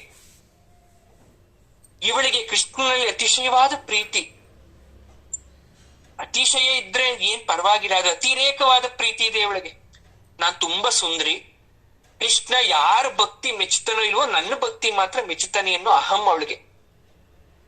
ಕೃಷ್ಣ ನನ್ನೊಬ್ಳಿಗ್ ಮಾತ್ರ, ನನಗ್ ಮಾತ್ರ ಅವನು ಪ್ರೀತಿ ಸಿಗ್ಬೇಕು ಅಂತಕ್ಕಂಥ ಸ್ವಾರ್ಥ, ಕಿಂಚಿತ್ ಸ್ವಾರ್ಥ.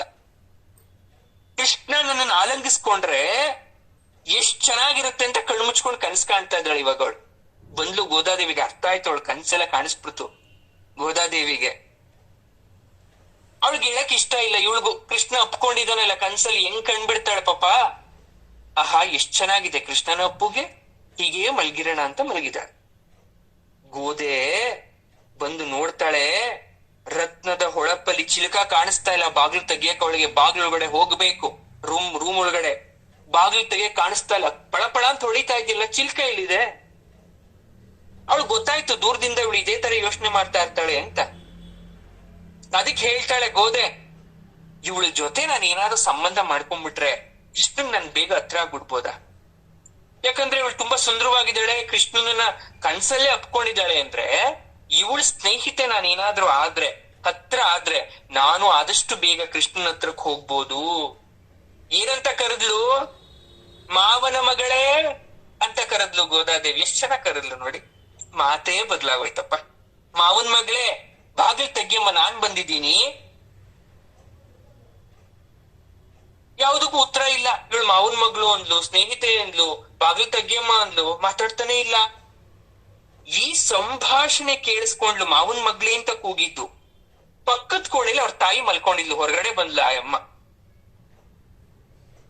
ಮಾತಾಡಿಸ್ತಾ ಇದ್ದಾಳೆ. ತಮಿಳಲ್ಲಿ ಮಾಮಿ ಅಂತ ಮಾತಾಡಿಸ್ತಾರೆ. ಓ ಮಾಮಿ, ನಿಮ್ಮ ಮಗಳು ಯಾಕೆ ಇನ್ನು ಮಲ್ಕೊಂಡಿದ್ದಾಳೆ? ನಾನು ಅಷ್ಟು ಕರೀತಾ ಇದ್ದೀನಿ, ಕೇಳಿಸ್ತಾ ಇಲ್ಲ ಅವಳಿಗೆ. ಅವಳು ಮೂಕಿನ, ಕಿವುಡಿನ, ಅಥವಾ ಆಲಸ್ಯನ? ಯಾಕಿಷ್ಟು ನಿದ್ರೆ ಅವಳಿಗೆ ಅಂತೆಲ್ಲ ಕೇಳಿಸ್ತಾ ಇದ್ದಾಳೆ. ಮಾಮಿ, ಹೇಳಿ ಮಾಮಿ ಅಂತ. ಅದಕ್ಕೂ ಗೋಪಿ ಜಪ್ತಾ ಇಲ್ಲ. ಸರಿ, ಮುಂದುವರೆದು ಗೋದೆ ಹೇಳ್ತಾಳೆ, ಎಲೆ ಗೋಪಿ, ನೀನು ನೆನಪು ಮಾಡ್ಕೊಂತಿರ್ತಕ್ಕಂಥ ಮಾಧವ ಮಹಾಮಾಯಾವಿ. ಏನವನು? ಮಾಯಾವಿ ಅವನು. ಸಮುದ್ರ ರಾಜನ ಕುಮಾರಿಯಾದಂತಹ ಮಹಾಲಕ್ಷ್ಮಿನೇ ಅವನ್ ಹೆಂಡತಿ. ಅವ್ರು ಬಂದ್ ನಿನ್ನ ತಬ್ಕೊಂಬಿಟ್ನಾ, ಅವ್ನ್ ಬಂದ್ ನೀನ್ ಅಪ್ಕೊಂಬಿಟ್ನಾ, ನೀನ್ ಸುಮ್ನೆ ಏನೇನೋ ಕನ್ಸ್ ಕಾಣ್ಬೇಡ. ಅದು ಜಲಸ್ಸೋ ಸ್ವಾರ್ಥನೋ ಏನೋ ಹೇಳ್ತಾ ಇದ್ದಾಳೆ. ಸುಮ್ನೆ ನೀನ್ ಯಾಕೆ ಕನ್ಸ್ ಕಾಣ್ತಾ ಇದೀಯ? ಅದ್ನೆಲ್ಲ ನಿನಗ್ ಭ್ರಮೆ, ಅದು ಎಚ್ಚೆತ್ತು ಬಾ ಹೊರಗಡೆ, ನೀನು ನನ್ ಜೊತೆ ಬಾ, ನೀನು ನಮ್ ಗುಂಪಿಗೆ ಸೇರ್ಕೋ, ನೀನು ನಾವೆಲ್ಲ ಒಟ್ಟಾಗಿ ಹೋದ್ರೆ ಅವಾಗ ಕೃಷ್ಣ ನಮ್ ಜೊತೆ ಬರ್ಬೋದಲ್ವಾ, ಅವ್ನ್ ನಮ್ಮನ್ ನೋಡ್ಬೋದಲ್ವಾ. ಕೊನೆಗೆ ಅವಳು ಜೋರಾಗಿ ಅವಳು ಕಿವಿ ಕೇಳಿಸ್ಬಿಡ್ಬೇಕು ಅಂತ ಮಾಧವ ಗೋವಿಂದ ವೈಕುಂಠವಾಸ ಅಂತ ಕರೆದ್ಲು. ಈಗ್ಲಾದ್ರೂ ಎದ್ದು ಬರ್ತಾಳೆ ನಮ್ಮ ಅವ್ವ, ನೋಡೋಣ ಎಷ್ಟು ಮಲ್ಕೊಂಡ್ಬಿಟ್ಟಿದ್ದಾಳಪ್ಪ, ಎಷ್ಟು ನಿದ್ರೆ. ಆಗ ಅನವರತವೂ ಅವನ ನಾಮಗಳನ್ನ ಹೇಳ್ತಾ ಇದ್ರೆ ಕೃಷ್ಣ ನಮ್ಗೆ ಒಲಿತಾನೆ. ಹಾಗಾಗಿ ಭಗವಂತನ ನಾಮಸ್ಮರಣೆಯನ್ನ ಗೋದ ಆರಂಭಿಸಿದ್ಲು. ಆವರ್ಸಿದ್ರು ಕೂಡ, ಅವಳು ಹೇಳಿದ್ರು ಕೂಡ ಕೃಷ್ಣಾನುಭಾವದಲ್ಲಿ ಮುಳುಗಿ ಮೌನವಾಗಿದ್ದು ಅವಳು ಮಲ್ಕೊಂಡ್ಬಿಟ್ಟಿದ್ದಾಳೆ. ಇದೇಳ್ತಾನೇ ಇಲ್ಲ. ಅದಕ್ಕೆ ಹೇಳ್ತಾಳೆ, ಈ ಮನೆ ವೇದ ಶಾಸ್ತ್ರ ಪುರಾಣಗಳಿಂದ ಕಟ್ಟಿರ್ತಕ್ಕಂಥ ವಿಶೇಷವಾದ ಮನೆ ಇದು. ಇಂಥ ಮನೆಯಲ್ಲಿ ಬೇಗ ಎದ್ದು ಹೆಣ್ಮಕ್ಳು ದೇವರ ಪೂಜೆಯನ್ನ, ದೇವರ ದೀಪವನ್ನ ಹಚ್ಚಬೇಕು. ಯಾರ ಮನೆಯಲ್ಲಿ ಬೇಗನೆ ಎದ್ದು ದೇವರ ಪೂಜೆ ಮಾಡ್ತಿರೋ, ದೇವರ ದೀಪಗಳನ್ನ ಹಚ್ತಿರೋ, ಅದು ಸದಾ ವೇದ ಶಾಸ್ತ್ರ ತುಂಬಿರ್ತಕ್ಕಂಥ ಮನೆ ಆಗತ್ತೆ. ಯಾರ ಮನೆಯಲ್ಲಿ ಸೂರ್ಯ ಬಂದು ಮುಂದೆ ಹೋದ್ರೂ ಕೂಡ, ಹೊತ್ತು ಕಳೆದ್ರೂ ಕೂಡ ಕಾಲ್ ಚಾಚಿ ಮಲಗಿರ್ತಿರೋ ಅಂತಹ ಮನೆಯಲ್ಲಿ ದೈವ ಸಾನ್ನಿಧ್ಯ ಇರದೆ ಗಾಳಿ ಸೋಂಕುಗಳ ಸಾನ್ನಿಧ್ಯ ತುಂಬುತ್ತೆ, ಆಲಸ್ಯ ತುಂಬುತ್ತೆ, ಬಡತನ ತುಂಬುತ್ತೆ, ಸೋಂಬೇರಿತನ ತುಂಬುತ್ತೆ, ಅನಾರೋಗ್ಯವಾಗುತ್ತೆ ಅಂತ ಗೋದೆ ಹೇಳ್ತಾಳೆ. ಎಷ್ಟು ಐಶ್ವರ್ಯ ಇದ್ರೆ ಏನ್ ಬಂದ್ರು ನಿನಗೆ? ಐಶ್ವರ್ಯ ಎಲ್ಲ ಕರಗಕ್ಕೆ ಒಂದು ಕ್ಷಣ ಸಾಕಲ್ವಾ? ಹಾಗಾಗಿ ಎದ್ದೇಳು ಅಂದ್ಲು. ಯೋಗಿಗಳೇ ದಯವಿಟ್ಟು ಹೇಳಿ ಅಂತ ಪ್ರಾರ್ಥಿಸ್ತಾ ಇದ್ದಾಳೆ. ಇದೆಲ್ಲ ನಮ್ಗೆ ಹೇಳ್ತಾ ಇರ್ತಕ್ಕಂಥ ಮಾತಿದು, ನಮ್ಗೆ ಹೇಳ್ತಾ ಇರ್ತಕ್ಕಂಥ ಮಾತು. ಮತ್ತೆ ಮುಂದಿನ ಪಾಶುರಕ್ಕೆ ಬರ್ತಿದ್ದು ಗೋದಾದೇವಿ ಎಬ್ಬರಿಸ್ತಾ ಇದ್ದಾಳೆ. ಈ ವ್ರತವನ್ನ ಮಾಡಿ ಇನ್ನೊಬ್ಬ ಗೋಪಿ ಹತ್ರಕ್ಕೆ ಬರ್ತಾಳೆ. ಅವಳು ವ್ರತವನ್ನ ಮಾಡೇ ಮುಗಿಸ್ಬಿಟ್ಟಿದ್ದಾಳೆ. ಹಿಂದೆ ಯಾರ್ಯಾರನೋ ಕರೆದವರೆಲ್ಲ ಇದ್ದೇಳೇ ಇಲ್ವಲ್ಲ. ಈಗ ವ್ರತವನ್ನ ಮಾಡಿ ಮುಗಿಸಿ ಕೃತ್ಯಳಾದಂತಹ ಗೋಪಿ ಹತ್ರ ಬರ್ತಾಳೆ. ಭಗವಂತನಲ್ಲಿ ಶರಣಾಗತ ಮಾಡುವುದೇ ಆ ವ್ರತ, ಮಾರ್ಗಶಿರ ವ್ರತ. ಹಿಂದೆ ಹೇಳಿರ್ತಕ್ಕಂಥ 6 ವಿಚಾರದ ಜೊತೆಗೆ ಇಲ್ಲೂ ಕೂಡ 6 ವಿಚಾರವನ್ನ ಹೇಳ್ತಾಳೆ ಗೋದ. ಏನು? ಭಗವಂತನ ಇಷ್ಟವನ್ನ ಅರ್ಥ ಮಾಡಿಕೊಂಡು ಅದರಂತೆ ನಡೆಯೋದೇ ನಿಜವಾದ ಭಕ್ತಿ. ದ ಫಸ್ಟ್ ಪಾಯಿಂಟ್ ಹೇಳ್ತಾಳೆ ಗೋದಾದೇವಿ, ಭಗವಂತನಿಗೆ ಏನ್ ಇಷ್ಟ ಅಂತ ಅರ್ಥ ಮಾಡ್ಕೋಬೇಕಂತ. ಆ ಭಗವಂತನಿಗೆ ಇಷ್ಟವಾದದನ್ನ ನಾವು ಮಾಡೋದಿದೆಯಲ್ಲ, ಅದೇ ಭಕ್ತಿ. ಎರಡದು ಹೇಳ್ತಾಳೆ, ಅವನ ಇಚ್ಛೆಗೆ ವಿರುದ್ಧವಾಗಿ ಯಾವತ್ತೂ ನಡೀಬಾರದು, ಭಗವಂತನ ಇಚ್ಛೆಗೆ. ಮೂರನೇದು, ನಮಗೆ ಯಾವುದೇ ಕಷ್ಟ ಕಾರ್ಪಣ್ಯಗಳು ಬಂದಾಗ ನಮ್ಮನ್ನ ಯಾರಪ್ಪ ಕಾಪಾಡ್ತಾರೆ, ಯಾರಪ್ಪ ಸಲಹುತ್ತಾರೆ ಅಂದ್ರೆ ಅವನೇ ಅನ್ನೋ ನಂಬಿಕೆ, ವಿಶ್ವಾಸ ಯಾವಾಗ್ಲೂ ನಮ್ಗಿರ್ಬೇಕು. ನಾಲ್ಕನೇದು, ನಮ್ಮ ರಕ್ಷಣೆಯನ್ನ ಮಾಡ್ಕೊಳಕ್ಕೆ ಯಾವತ್ತು ನಾವು ಅಶಕ್ತರಾಗ್ತೇವೆ, ನಮ್ಗೆ ಯಾವತ್ತು ನಮ್ಮನ್ನ ನಾವು ನೋಡ್ಕೊಳಕ್ಕೆ ನಮ್ಗ್ ಸಾಧ್ಯ ಆಗೋದಿಲ್ಲ, ಅವತ್ತು ನಮ್ಮನ್ನ ರಕ್ಷಣೆ ಅಥವಾ ನಮ್ಮನ್ನ ಸಲಹುವನು ಅವನು ಅಂತ ಅರ್ಥ ಮಾಡ್ಕೋಬೇಕು. ಕಾಯ ವಾಚ ಮನಸ ಸಂಪೂರ್ಣವಾಗಿ ಭಗವಂತನ ಪಾದದಲ್ಲಿ ಒಪ್ಪಿಸ್ಕೋಬೇಕು. ನನ್ನ ಹತ್ರ ಏನೂ ಇಲ್ಲ, ನನ್ ಬಳಿ ಏನೂ ಇಲ್ಲ, ಎಲ್ಲ ನಿನದೆ ಅಂತಕ್ಕಂಥ ನಿರ್ಮಲ ಭಾವ ತುಂಬಿರ್ಬೇಕು, ಶರಣಾಗತಿ ಇರ್ಬೇಕು. ಈ ಹೇಳ್ಬಿಟ್ಟು ಹೇಳ್ತಾಳೆ, ಆಲ್ರೆಡಿ ಆ ವ್ರತವನ್ನ ಮಾಡಿ ಮುಗಿಸಿರ್ತಕ್ಕಂಥ ಗೋಪಿಗೆ ಬಾಗಿಲು ತೆರೆಯಮ್ಮ ಅಂತ ಆ ಗೋಪಿನ್ ಕೇಳ್ತಾ ಇದ್ದಾಳೆ. ಅವಳು ಏನ್ ಮಾಡ್ಬಿಟ್ಟಿದ್ದಾಳೆ ಇಲ್ಲಿ, ಎದ್ದು ಸ್ನಾನ ಮಡಿಗಳನ್ನ ಮಾಡಿ ಪೂಜೆ ಎಲ್ಲ ಮುಗಿಸ್ಬಿಟ್ಟು ಧ್ಯಾನ ಕೂತ್ಬಿಟ್ಟಿದ್ದಾಳೆ ಪಾಪ ತಾಯಿ. ಆ ಧ್ಯಾನಕ್ಕೆ ಕೂತ್ಕೊಂಡು ಬಾಹ್ಯ ಪ್ರಪಂಚದ ಅರಿವೇ ಇಲ್ಲ ಅವಮ್ಮಂಗೆ. ಯಾರು ಬಂದ್ರು, ಮಳೆ ಸುರಿದ್ರು, ಏನಾದ್ರೂ ಗೊತ್ತಾಗ್ತಾ ಇಲ್ಲ ಅವಳಿಗೆ. ಕಣ್ಣು ಮುಚ್ಕೊಂಡು ಪರಮಾತ್ಮನ ಧ್ಯಾನದಲ್ಲಿ ಮುಳುಗೋಗ್ಬಿಟ್ಟಿದ್ದಾಳೆ. ತಾಯಿ ಇಲ್ಲಿ ಗೋದಾದೇವಿ ಬಾಗಿಲು ತೆರೆಯಮ್ಮ ಅಂತ ಕೇಳ್ಕೊಂತ ಇದ್ದಾಳೆ. ಹೋಗ್ಲಿ, ನೀನ್ ಬಾಗಿಲು ತೆಗಿಲಿಲ್ಲ ಅಂದ್ರೆ ಪರವಾಗಿಲ್ಲ, ಕೊನೆ ಪಕ್ಷ ಬಾಯನ್ನಾದ್ರೂ ತೆರೆದು 2 ಮಾತನ್ನ ಆಡಮ್ಮ. ಗೋಗರಿತಾ ಇದ್ದಾಳೆ. ತುಳಸಿಯನ್ನ ಮುಡಿಯಲ್ಲಿ ಎದೆಯಲ್ಲೂ ಧರಿಸಿದ ಶ್ರೀಮನ್ನಾರಾಯಣನನ್ನ ನಾವು ಪಾಡೋಣ, ಸ್ತೋತ್ರ ಮಾಡೋಣ, ಭಜನೆ ಮಾಡೋಣ. ನೀನ್ ಆಗ್ಲೇ ಈ ವ್ರತವನ್ನ ಮುಗಿಸ್ಬಿಟ್ಟಿದ್ಯಾ, ನಮಗೂ ವ್ರತದ ದಾರಿ ತೋರ್ಸು ಅಂತ ಪ್ರಾರ್ಥಿಸಿದ್ಲು ಇಲ್ಲಿ ಈ ಪಾಶುರದಲ್ಲಿ ಗೋದಾದೇವಿ. ಮತ್ತೆ ಮುಂದೆ ಹೇಳ್ತಾಳೆ, ಇನ್ನು ಹೋದ್ಲು ಮತ್ ಮುಂದೆ ಇನ್ನೊಂದ್ ಪಾಶುರದಲ್ಲಿ ಮತ್ತೊಬ್ಳ ಹತ್ರ. ಇವಳು ವಿಚಿತ್ರ ಮನಸ್ಥಿತಿ. ಯಾರೋ ಈ ಗೋಪಿಕೆ.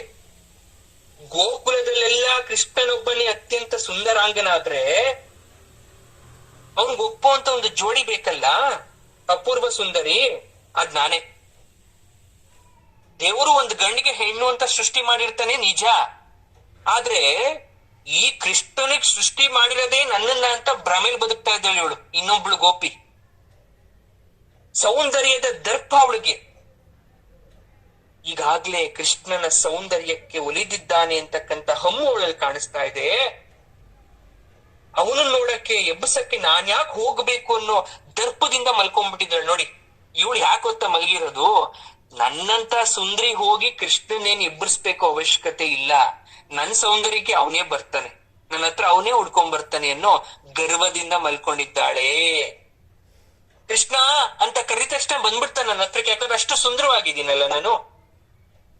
ಈ ಗೋಪಿ ಗೋಪ ಕುಲವನ್ನ ಗೋದೆ ವರ್ಣಿಸ್ತಾಳೆ. ಗೋಪ ಕುಲವನ್ನ ಏನಂತ? ಗೋಕುಲ ಅಂದ್ರೆ ಗೋವುಗಳ ನಾಡು. ಅಲ್ಲಿರ್ತಕ್ಕಂಥ ಎಲ್ಲ ಗೋವುಗಳು ದಷ್ಟ ಪುಷ್ಟವಾಗಿ ಲಕ್ಷಣವಾಗಿರುವಂತವು. ಅಂತ ಗೋವುಗಳ ಹಿಂಡೆ ಅಲ್ಲಿದ್ದೆ. ಯಾವತ್ತೂ ಗೋಕುಲದಲ್ಲಿ ಇರ್ತಕ್ಕಂಥ ಗೋವುಗಳಿಗೆ ಅಂದ್ರೆ ಹಸುಗಳಿಗೆ ವಯಸ್ಸೇ ಆಗೋದಿಲ್ಲ, ಹಾಲ್ ಬತ್ತೋದಿಲ್ಲ, ಕರೆದ್ರು ಸಾಕು ಸಾಕು ಅನ್ನೋಷ್ಟು ಬರುತ್ತೆ, ಬೆಣ್ಣೆ ತುಪ್ಪ ಮೊಸರು ಎಲ್ಲ ಬರುತ್ತೆ. ಕಾರಣ ಕೃಷ್ಣನ ಸ್ಪರ್ಶ ಅಷ್ಟು ಹಿತವಾಗಿರುತ್ತೆ. ಎಷ್ಟು ಧನ್ಯ ಗೋವುಗಳು, ಭಗವಂತನ ಸ್ಪರ್ಶ ಮಾಡ್ತಾ ಇದೆ. ಭಗವಂತನ ಶಂಖದ ಸ್ಪರ್ಶವಾದ ಬಾಲಕ ಧ್ರುವ ಅದ್ಭುತವಾಗಿ ಸ್ತೋತ್ರ ಮಾಡ್ತಾನೆ, ಹಾಲನ್ನ ಹರಿಸ್ತಾನೆ. ಹಿಂದೆ ರಾಮಾವತಾರ ಕಾಲದಲ್ಲಿ ರಾಮನನ್ನ ತನ್ನ ಕೈಗಳಿಂದ ಮುದ್ದಿಸಿ ದಶರಥ ಕ್ರಮೇಣ ಯುವಕ ಆಗ್ಬಿಟ್ನಂತೆ. ಗೋಕುಲದ ನಂದಗೋಪನಿಗೂ ನಡು ವಯಸ್ಸಾಯ್ತಂತೆ. ಕೃಷ್ಣ ಹುಟ್ಟಿದ ತಕ್ಷಣ ಅವನನ್ನ ಮುದ್ಸಿ ನಂದಗೋಪ ಮತ್ತೆ ಹುಡುಗಾಗ್ಬಿಟ್ನಂತೆ. ಇದು ಗೋಕುಲದ ಭಾಗ್ಯ. ಇಂತಹ ಹಾಲ್ ಕರೆಯೋ ಹಸುಗಳು ಕರುಗಳು ಲೆಕ್ಕ ಇಲ್ದಷ್ಟಿದೆ. ಅದ್ರಲ್ಲಿ ಯಾವ ಹಸು ತುಂಬಾ ಸುಂದರವಾಗಿದೆ ಅಂತ ಕೇಳಿದ್ರೆ ಹೇಗೆ ಉತ್ತರ ಕೊಡ್ತೀರಾ ನೋಡಿ? ಎಷ್ಟ್ ಚೆನ್ನಾಗಿ ಹೇಳ್ತಾಳೆ ಗೋದೆ. ಇವಳು ಯಾವ ಭ್ರಮೇಲ್ ಮಲ್ಕೊಂಡಿದ್ದಾಳೆ, ನಾನೇ ಸುಂದ್ರಿ, ಈ ಜಗತ್ತಲ್ಲಿ ನನಗಿಂತ ಸುಂದರಿ ಯಾರು ಇಲ್ಲ, ಕೃಷ್ಣ ಅಂತ ಕರೆದಿದ ತಕ್ಷಣ ಬರ್ತಾನೆ, ನಾನ್ ಯಾಕೆ ಹೋಗ್ಬೇಕು? ಅದಕ್ಕೆ ಒಂದು ಸುಂದರವಾದಂತ ಉದಾಹರಣೆ ಕೊಡ್ತಾಳೆ ಗೋದಾ. ಸಾವಿರಾರು ಹಸು ಇದೆ ಅಮ್ಮ, ಸಾವಿರಾರು ಹಸು ಹಾಲು ಕೊಡುತ್ತೆ. ಆದ್ರೆ ಯಾವ್ದಾದ್ರು ಒಂದ್ ಹಸು ತುಂಬಾ ಚೆನ್ನಾಗಿದೆ ಅಂದ್ರೆ ಅದ್ ಯಾವ ರೀತಿ ಇರುತ್ತೆ? ನೀನ್ ಹಾಗಿದ್ಯಾ? ಅಲ್ಲಿ ದನ ಮೇಯಿಸೋ ಹುಡುಗರೆಲ್ಲ ಬರೀ ದನ ಮೇಯಿಸೋರಲ್ಲ, ಮುಖ್ಯವಾಗಿ ಅವರೆಲ್ಲರೂ ಕೂಡ ಕೃಷ್ಣನ ಆಶೀರ್ವಾದವನ್ನ ಪಡೆದವರು. ಹಾಗಾಗಿ ಗೋದಾ ಏನ್ ಹೇಳ್ತಾ ಇದ್ದಾಳೆ? ಇಷ್ಟೆಲ್ಲಾ ಹೇಳಿದ್ರು ನೀನ್ ಹೇಳ್ತಾ ಇಲ್ವಾ? ನಾವೆಲ್ಲ ನಿನ್ನ ಮನೆಯ ಬಾಗಿಲನ್ನ ತೆರೆದು ಅಂಗಳದಲ್ಲಿ ಸೇರಿದ್ದೀವಮ್ಮ. ನಾವೆಲ್ಲ ಗೆಳತಿಯರಾದ ನಮ್ಮನ್ನ ನಿರಾಸೆಗೊಳಿಸ್ಬೇಡ, ಸಿಡಕ್ಬೇಡ, ಶಾಂತವಾಗಿ ಬೇಗ ಎದ್ದು ಬಾರಮ್ಮ ಅಂತ ಪ್ರಾರ್ಥನೆಯನ್ನ ಮಾಡ್ತಾ ಇದ್ದಾಳೆ.